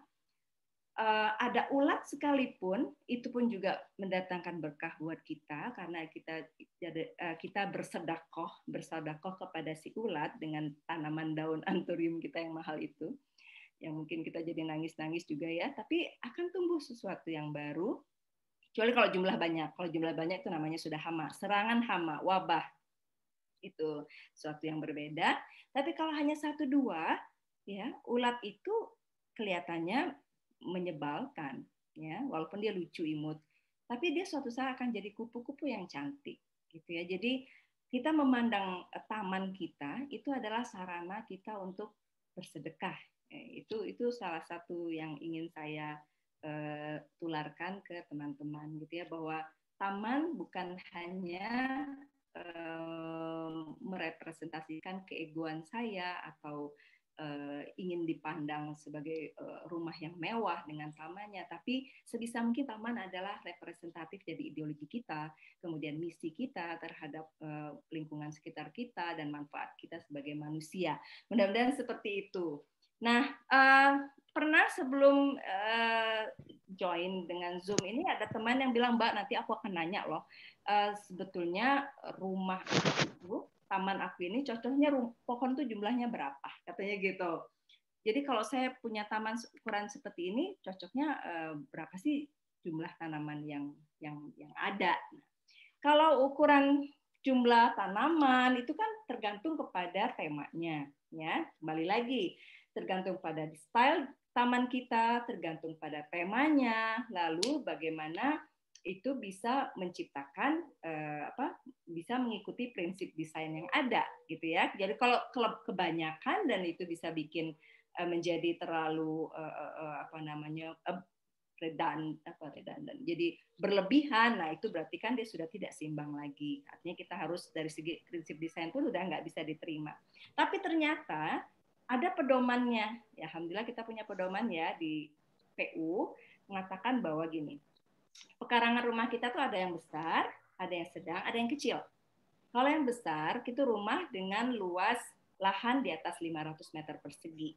Nah, itu biasanya ada satu hal yang ini makanya saya bilang kenali potensi tapak kita, artinya kita berada di daerah mana, daerah keringkah, Bekasikah, Bogorkah, Papuakah, atau daerah Sumbakah yang atau daerah Nusa Tenggara Timur yang airnya juga cukup termasuk kering, ya, atau daerah Jawa Barat ya yang banyak hujannya, daerah Bogor. Kita harus kenali karena itu akan sesuai juga dengan tema tamannya, gitu ya. Lalu kita satu hal yang penting, peduli dengan peraturan. Ini yang kadang kita lalai karena kadang memang peraturan itu suka nggak konsisten ya, tapi kita sebetulnya peraturan itu dibuat untuk suatu hal yang baik. Jadi kenapa harus ada yang namanya KDH, koefisien dasar hijau? Karena memang dalam peruntukannya setiap kawasan sudah dibagi-bagi oleh pemerintah. Ini loh daerah pemukiman, supaya pemukiman ini aman dengan semua tipologi dan morfologinya, tipe-tipe wilayahnya, maka yang cocok itu hijauannya harus sekian persen. Jadi sudah diperhitungkan. Nah, kita sebaiknya mengikuti itu. Jadi ada yang namanya koefisien dasar hijau. Gimana cara ngitungnya? Misalnya luas lahan kita berapa? Misalnya kita punya rumah luasnya 100 meter persegi, lalu rumah kita 45 meter persegi, lalu sisanya berarti 100 dikurangi 45, maka sisanya adalah 45 meter persegi. Nah, berapa persen itu? 45 dibagi 95, jadi sekitar 50%. Nah, bagaimana peraturan di daerah Anda? Nah, kalau di Bekasi itu KDH-nya 15%. Jadi kalau minimal. Jadi kalau misalnya kalian sudah punya taman seluas itu, kalian sudah sangat-sangat hebat ya, karena itu sangat ideal dan membantu lingkungan. Nah, kalau tamannya tanahnya di atas 500, pohonnya minimal 3. Pohon pelindung, lalu nanti ditambah perdu, semak, penutup tanah dan sebagainya. Nah, kita bayangkan aja rumah kita masuk yang mana ya? Kalau rumah sedang itu 200 sampai 500 meter persegi. Nah, itu jumlah pohonnya minimal 2. Kalau kelebihan nanti jadinya kebun duren kayak atau kebun mangga ya. Tapi kalau terlalu kurang, nanti juga terlalu panas. Nah, rumah kecil gimana? Rumah kecil kalau dia di bawah 200 meter persegi, pohonnya minimal 1. Satu saja, tapi juga pohon itu kan tadi saya sudah sebutkan ada ukuran yang tinggi di atas 12 meter, ada yang sedang, ada yang kecil. Jadi kita pilih sesuai dengan nanti temanya. Oke, kita sudah sedikit tahu tentang style, lalu kita juga tahu elemennya apa saja ya pada umumnya. Kemudian kita tahu prinsipnya. Nah, sekarang saatnya untuk memulai. Kalau saya sederhanakan menjadi 4 step saja. Kalau arsitek landscape itu ribet nantinya ya. Nah, 4 step saja. Ya, pertama kita buat list apa daftar keinginan anggota keluarga, needs and wants. Sebetulnya wants-nya kecil aja, lebih kepada needs. Kebutuhan lah yang lebih kita pentingkan ketimbang keinginan. Tapi kalau untuk urusan taman, keinginan juga boleh, gitu ya. Saya ingin ya punya koleksi tanaman hias misalnya, itu boleh ya. Dan tapi kebutuhan satu anggota keluarga juga harus terdaftar. Lalu yang kedua, kita harus tahu, kenal dengan lokasi kita. Jadi tapak kita tuh, rumah kita berada di kawasan apa, seperti apa tipenya, daerahnya dan sebagainya. Lalu tentukan di mana kita mau taruh tamannya. Di halaman depankah, di halaman belakangkah, di samping kirikah, atau samping kanan. Ya. Apa yang harus diperhatikan nanti kita lihat. Lalu yang ketiga, temukan focal point-nya. Apa yang menjadi titik point of interest-nya? Apa yang menjadi titik fokus sehingga orang kalau ke taman itu ada sesuatu yang menarik perhatian. Dan yang terakhir, mulailah. Ya. Oke, yang pertama kita bikin list. Apakah teman kita tuh nanti mau jadi taman bermain karena anak-anak masih kecil, kayaknya luasnya lumayan ya buat lari-larian, jadi saya pasangnya buat bermain aja, nanti kalau malam bisa buat camping misalnya, atau untuk meditasi, lumayan loh, masa pandemi ini taman menjadi destinasi utama. Karena apa? Karena kita nggak pernah pergi ke destinasi lainnya karena nggak boleh. Jadi taman jadi destinasi utama untuk berjemur, untuk main sama anak-anak, main sama kucing, ya, ngobrol sama tetangga jarak jauh, ya, dan terutama untuk meditasi, ya. Kita sudah banyak penelitian yang mengatakan bahwa taman bisa mempengaruhi psikologis, bisa memperbaiki, ya, bahkan bisa mengobati penyakit-penyakit psikosomatis di masa pandemi. Lalu ada yang bilang butuhnya buat koleksi tanaman, terutama ibu-ibu zaman sekarang, bapak-bapak juga. Ya, saya lihat banyak sekali yang rela beli sampai untuk koleksi tanaman. Itu bisa juga. Lalu ada yang mengatakan saya untuk taman bunga. Lalu ada yang bilang untuk relaksasi aja karena saya butuh udara segar. Lalu bahkan ada yang bilang untuk jadi habitat burung maupun kupu-kupu. Saya percaya pasti ada teman-teman yang seperti ini. Kemudian ada yang bilang ini buat saya sukanya kayak di kampung, mau nanam durian, mau nanam mangga, mau nanam jambu, dan sebagainya. Cuma ingat, perhatikan luasannya. Kemudian yang kedua, lokasinya di mana? Nah, lokasi ini yang penting kita perhatikan adalah masalah matahari. Ya, jadi taman adalah makhluk hidup, ya, tempat makhluk hidup. Jadi mohon maaf ada backing sound ya, ada suara latar belakang kucing. Jadi kita butuh gitu ya menempatkan tanaman sesuai dengan mataharinya, karena tanaman sangat sensitif ya, dengan naungan kah ada kena matahari langsung kah, atau terkena naungan kah, atau benar-benar lembab. Itu berpengaruh terhadap bagaimana perkembangannya nanti. Ya, karena kalau tempat kita itu tidak ada matahari, maka kita pilih tanaman yang tahan terhadap naungan. Nah, kalau daerah kita tuh mataharinya full, kita lebih bebas memilih, ya. Tapi kalau tanahnya lembab dan sebagainya juga kita harus perhitungkan. Lalu yang ketiga, temukan focal point. Nah, tadi kan sudah dikatakan focal point itu sesuatu yang menarik perhatian. Dan saya katakan sekali lagi bahwa focal point tidak harus mahal, focal point tidak harus membuat kita merogoh kocek banyak, tapi yang paling penting kita harus tahu di mana meletakkannya. Contoh, kita mau meletakkannya di pintu masuk taman atau pintu masuk rumah. Nah, ini focal point saya, menurut saya, karena saya punya suplir yang seukuran gajah ini, ya. Sebetulnya besar banget ya, Mbak, ya. Besar banget ini, ya, untuk anak ukuran berapa tahun ini, ya. Jadi ini kisahnya 19 tahun yang lalu saya membeli tanaman ini ke tukang abang-abang karena saya pingin banget punya tanaman ini, tapi dia hanya menyediakan tanaman yang sakit. Jadi dulu tanaman ini sakit, kering, dan jelek. Jadi seperti tanaman yang terkena hama dan kurang unsur hara. Ya, jadi keriting, berkeriput, dan nggak ada cantik-cantiknya. Saya rawat selama 18 tahun, hasilnya jadi seperti ini. Jadi kalau umurnya udah 18 tahun ya, Mbak, ya? Umur anak saya. Umur anak saya yang bungsu. Jadi hebat. Dan tanaman itu semakin tua tuh bukan berarti dia akan mati, ya. Selama perjalanan hidupnya dia sebenarnya bisa terbagi-bagi. Saya udah potong untuk dibagi ke teman, potong bagi ke saudara. Udah banyak dia berbagi dan tetap aja hasilnya dia akan rimbun lagi gitu, ya. Memang saya harus rutin untuk ganti media tanam, tapi jangan pernah bayangkan bahwa punya taman itu begitu repotnya sampai harus ganti media tanam setiap bulan. Enggak. Saya gantinya tahunan, jadi 5 tahun saya ganti karena potnya udah nggak tahan lagi, saya ganti yang lebih besar, medianya saya ganti seperti itu. Tapi mungkin kalau teman-teman nggak semalas saya, ya, gitu.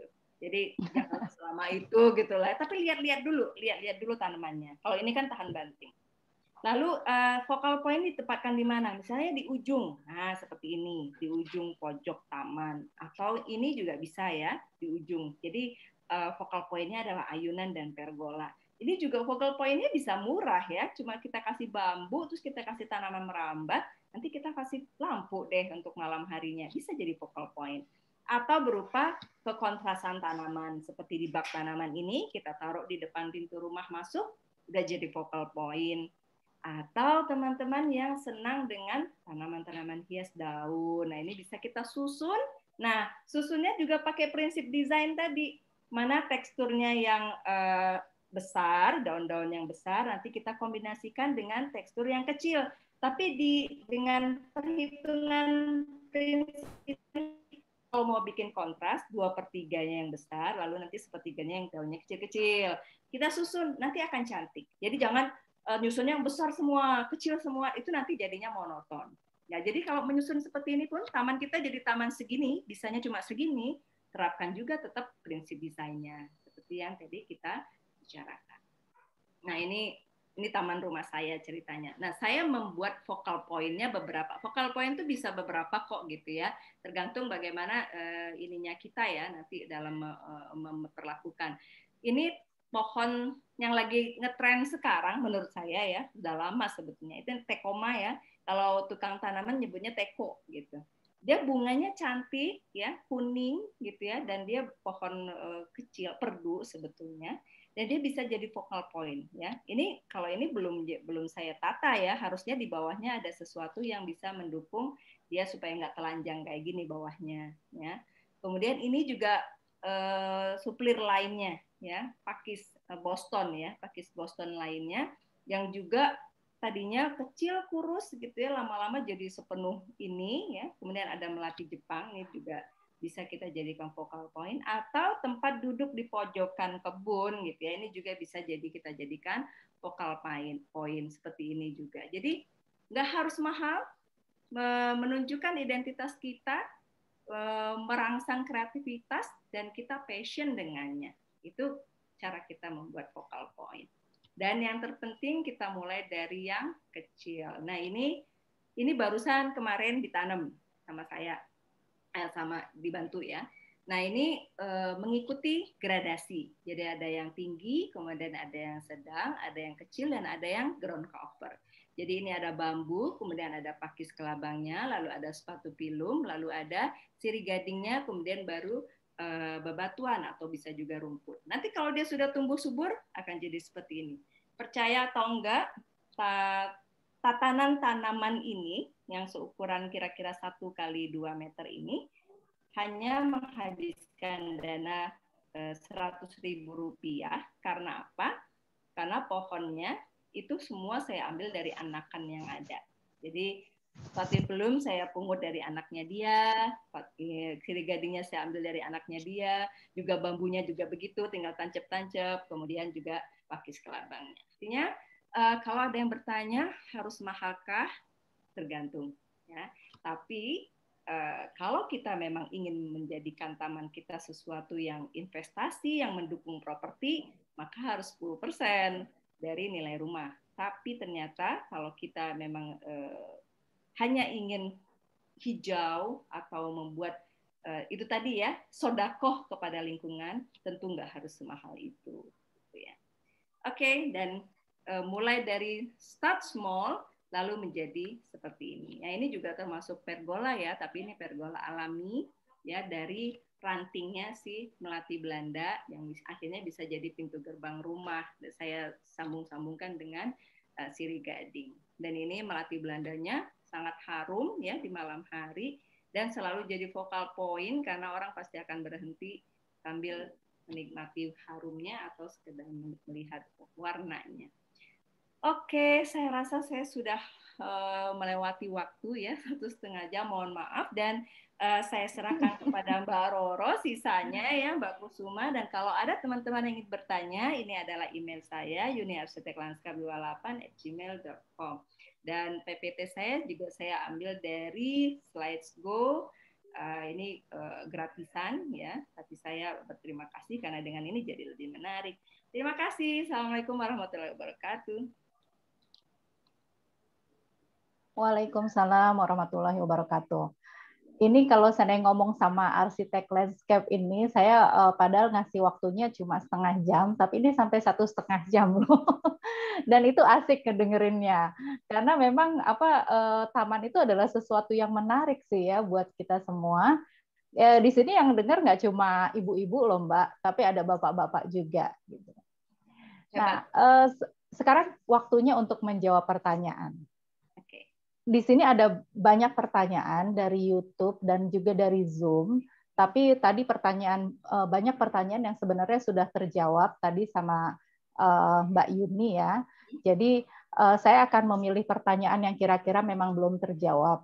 Nah, terutama ini banyak juga pertanyaan tentang bagaimana cara untuk menanam di lahan yang sempit.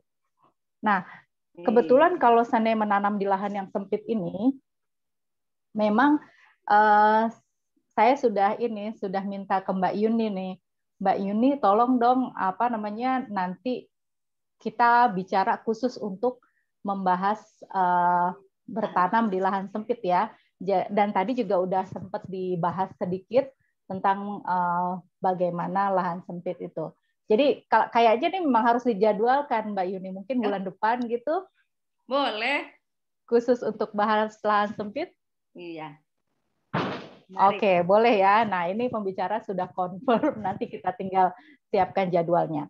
Jadi sekarang kita beralih ke pertanyaan yang belum terjawab tadi, dan ini nampaknya menarik.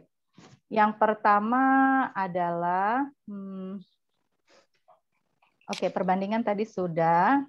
Nah, ini ada dari Mbak Meni Handayani, ini di YouTube ya. Jadi semenjak pandemik ini, saya menyisipkan taman di rumah dengan tanaman seperti cabai, pepaya, daun salam, pandan, sirih, dan katuk. Taman yang tadinya berjenis tanaman hias jadi campur-campur. Memang kecantikannya berkurang sih, hanya saja lebih bermanfaat. Nah, gimana dengan konsep taman yang seperti ini nih, Mbak?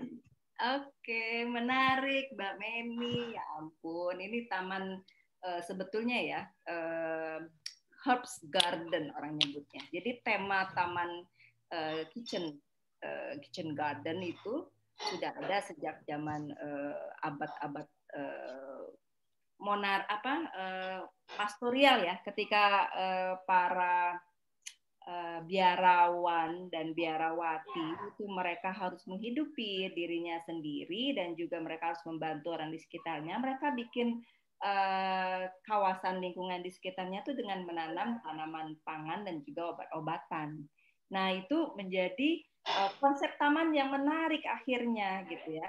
Menarik, dan itu juga banyak ditiru di abad-abad selanjutnya. Jadi Bu Meni ya kalau mau bikin tamannya kan tema memang sebaiknya kita tentukan ya, kita mau temanya apa gitu ya. Tapi kalau memang kita maunya temanya macam-macam, memang sebaiknya kalau boleh tema itu satu dan dia bisa ditempatkan di satu kawasan. Jadi misalnya gini, temanya adalah tropical garden. Kan taman tropis itu sebetulnya kan adalah tanaman-tanaman native plant ya, juga salah satunya memang banyak tanaman-tanaman tropis di dalamnya. Nah, cabai, kemudian semua tanaman obat-obatan dan herbal itu kan juga yang hidup di tropis gitu ya. Tinggal bagaimana menatanya aja. Jadi misalnya tadi lewat prinsip desain. Jadi bisa cantik, tetap bisa cantik. Jadi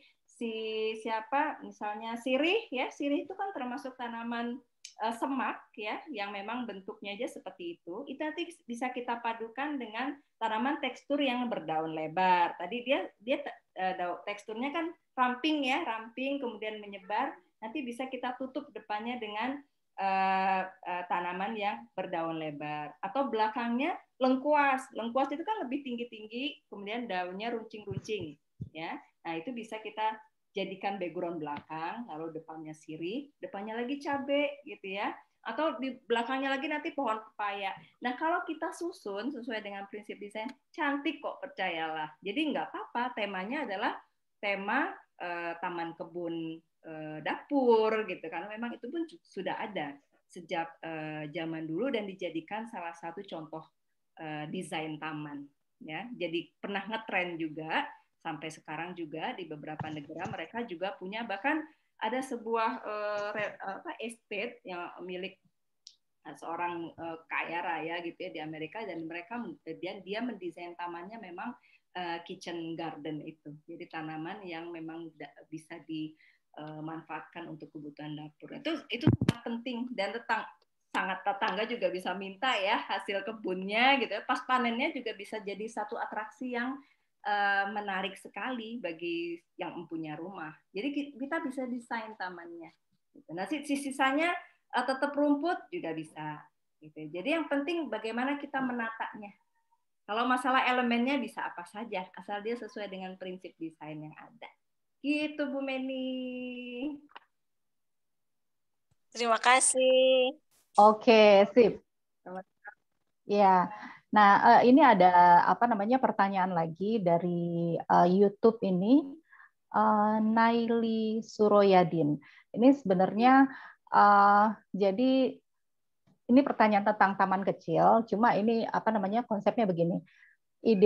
Bagaimana idealnya mengukur skala perbandingan. Tadi sih Mbak Yuni udah kasih tahu ya tentang perbandingan antara luas taman dan jumlah pohon yang ditanam. Tapi ini sharingnya itu adalah taman di rumah saya terlalu penuh pohon katanya, sehingga jadi sesak, gelap, dan pohonnya jadi tidak berbuah ya gitu. Jadi pertanyaannya kalau seandainya terlalu padat gitu, apakah jadi pohon tidak jadi berbuah, Mbak? Jadi sama tadi tips tanah sempit, tanamannya kebanyakan jadi sesak gitu dan gelap. Iya, betul. Jadi Mbak Nelly gitu ya, terima kasih atas pertanyaannya. Jadi tadi yang sudah saya sampaikan, jadi kita sebetulnya udah ada pedomannya juga gitu ya. Pedoman ini sebenarnya mengacu pada prinsip desain juga dan juga bagaimana karakteristik tanaman. Jadi tanaman itu kalau misalnya terlalu rapat jarak tanamnya, mereka akan bersaing unsur hara sehingga mereka tidak potensi tidak berkembang secara maksimal. Jadi wajar kalau dia misalnya tidak mau berbuah gitu ya, karena intensitas mataharinya pun menjadi berkurang, kemudian unsur haranya juga dia rebutan gitu ya. Nah, kemudian akhirnya ini yang saya sampaikan ya, kalau misalnya luasan kira-kira Mbak Nelly luasan rumahnya berapa? Misalnya 300 meter ya. Tentu kalau bisa jumlah pohon pelindungnya tuh 2 aja, nggak usah banyak-banyak. Karena dengan 2 ini dia akan punya fungsi yang maksimal. Kalaupun dia pohon berbuah, dia bisa berbuah. Lalu tampilan si pohonnya juga bisa jadi elemen taman yang cantik. Jadi nggak sekedar pohon mangga belaka. Pohon mangga banyak loh yang cantik. Jadi pohon mangga zaman saya kecil, pohon mangga saya itu cantik banget. Nggak tahu ibu saya itu ya, dia bukan seorang arsitek landscape, tapi dia bisa menatap pohon mangga yang menurut saya menarik dengan buah-buahnya yang menjuta sampai ke bawah. Jadi vokal poinnya pohon mangga. Tapi pohon mangganya satu aja, selebihnya adalah rumput gitu. Rumput sehingga perpaduan antara si mangga dan rumput tadi juga jadi cantik gitu. Jadi intinya ketika kita mau bikin taman, list dulu ya, list dulu, lalu perhatikan juga prinsipnya. Jadi kalau tamannya luasnya 300, pohonnya jangan banyak deh, 2 aja pohon besarnya, pohon mangganya 2 aja gitu ya.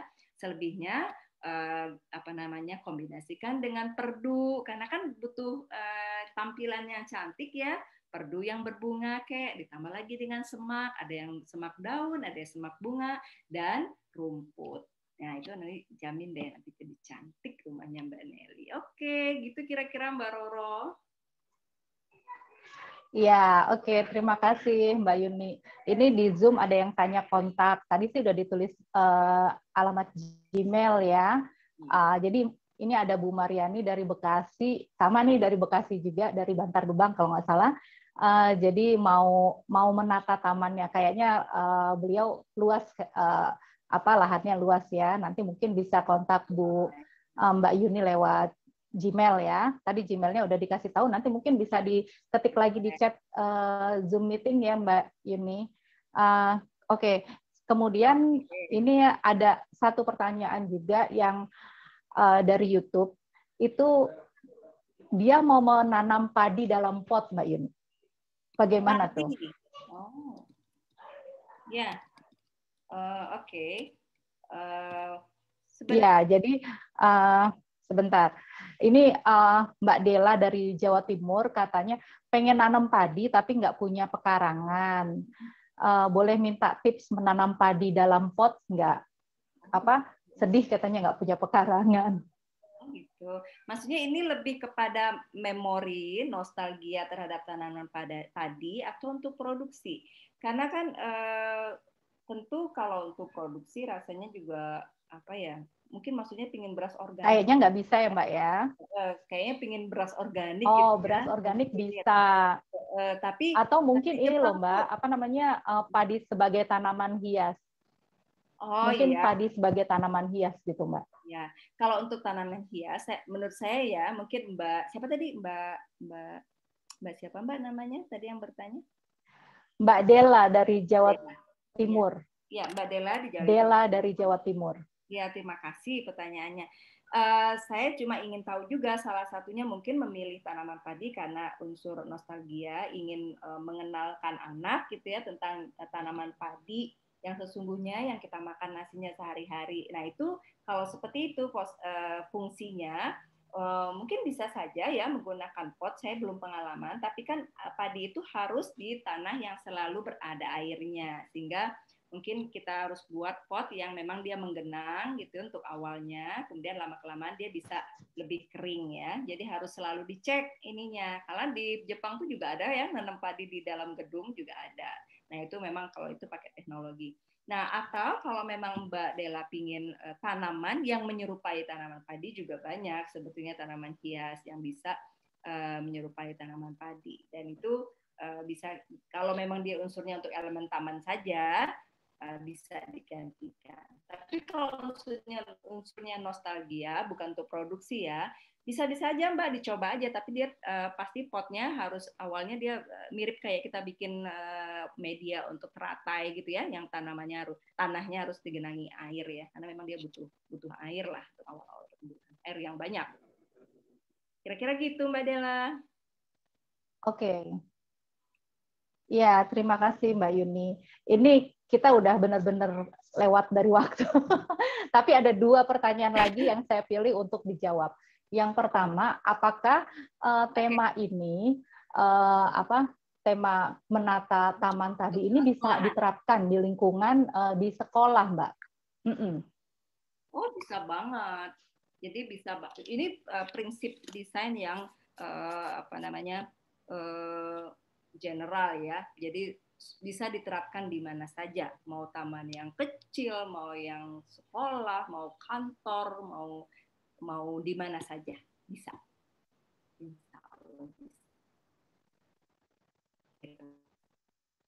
Oke, jadi sebenarnya bisa asalkan dipilih sesuai dengan lokasi tanah yang tersisa di halaman sekolah ya Mbak ya.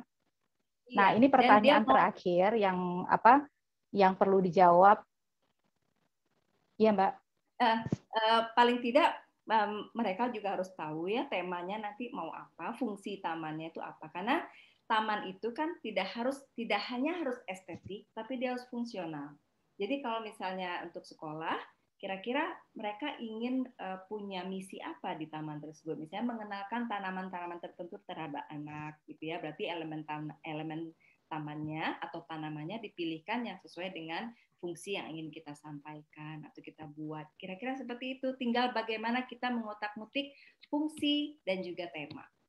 Elemennya bisa menyesuaikan. Gitu.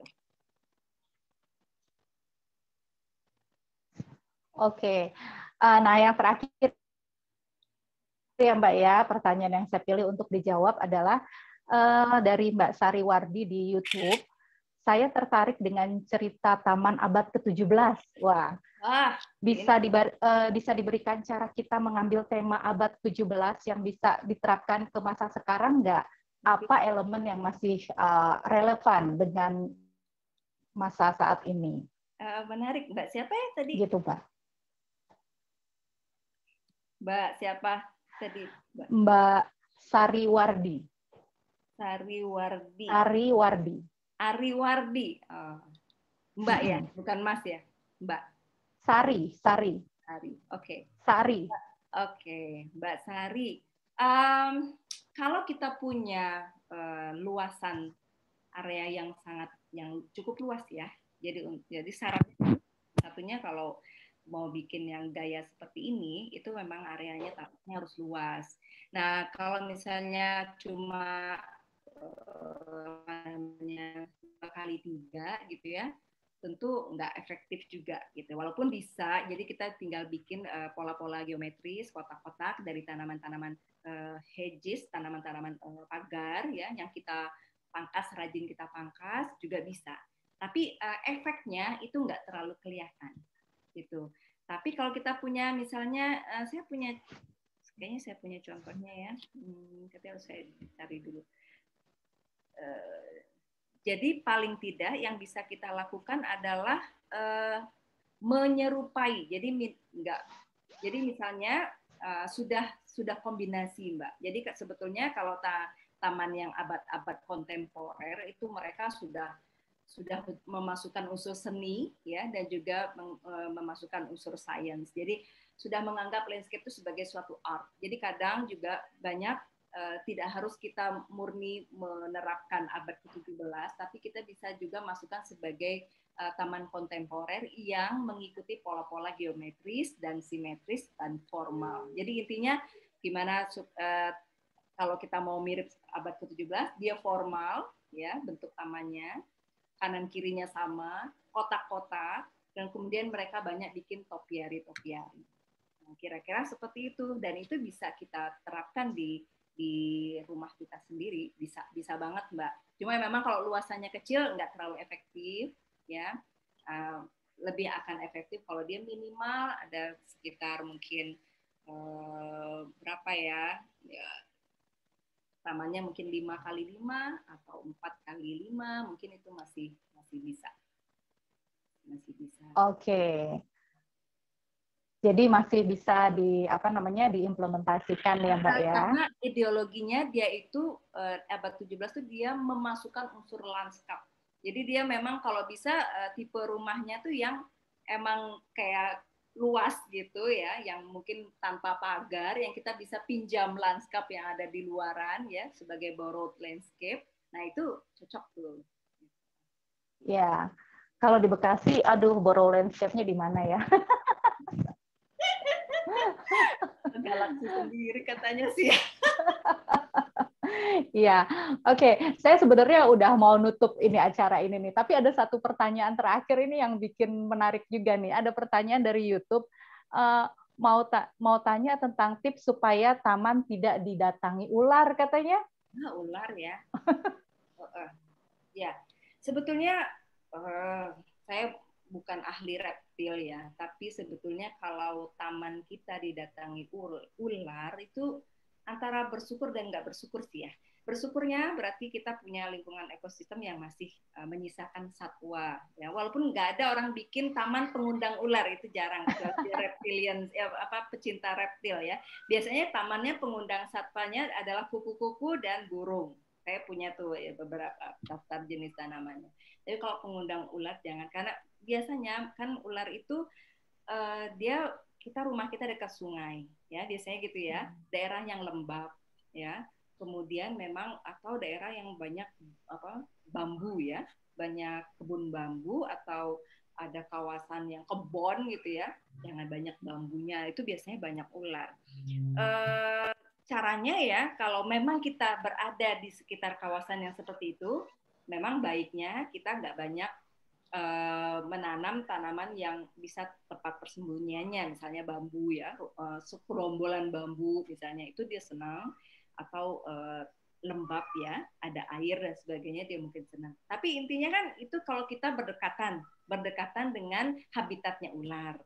Tapi kalau kita agak jauh, ya misalnya kayak saya ya, Masya Allah, na'udzubillah min dzalik, mungkin juga pernah ada ular kali, cuma saya nggak tahu. Selama saya 15 tahun, hampir 15 tahun di sini, alhamdulillah belum ketemu ular.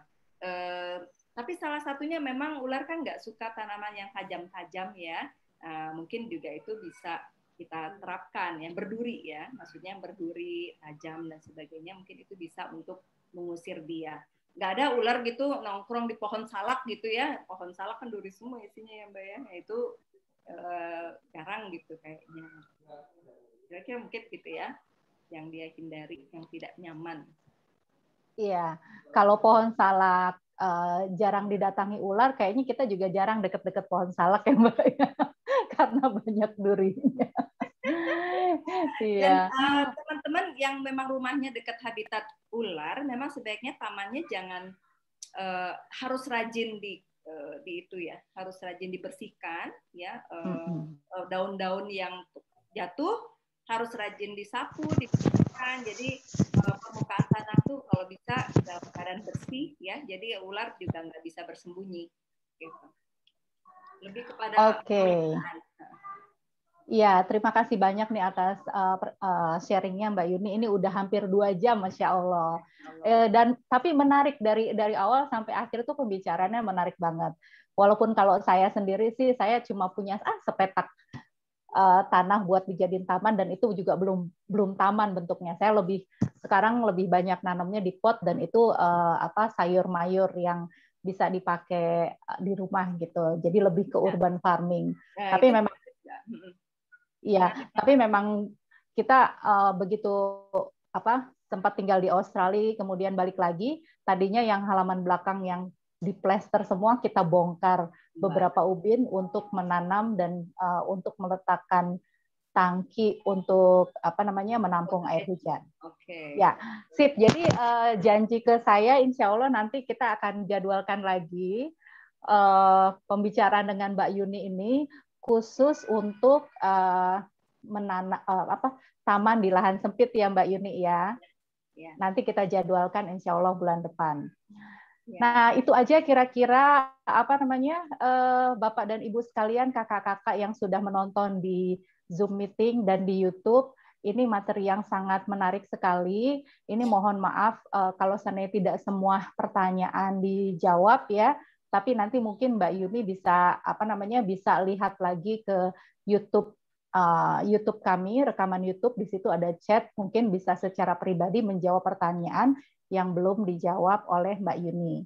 Iya. Nah, untuk tadi ada pertanyaan tentang presentasi Mbak Yuni. Jadi kalau seandainya nanti Mbak Yuni berkenan untuk memberikan PDF presentasi, nanti silakan kontak ke admin kami. Nomornya saya sudah tinggalkan di YouTube dan juga di Zoom chat. Silakan dikontak untuk mendapatkan presentasi. Kami juga menyediakan sertifikat berbayar 50.000 untuk satu sertifikat, dan itu bisa juga kontak ke admin kami.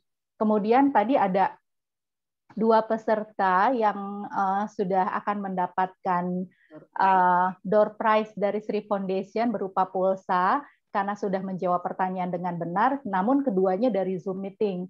Nah, dari YouTube kami memilih satu peserta yang cukup aktif, yaitu Mbak Della dari Jatim, untuk mendapatkan satu lagi door prize pulsa dari Sri Foundation. Jangan lupa untuk ketiga orang, silakan mengkontak admin kami.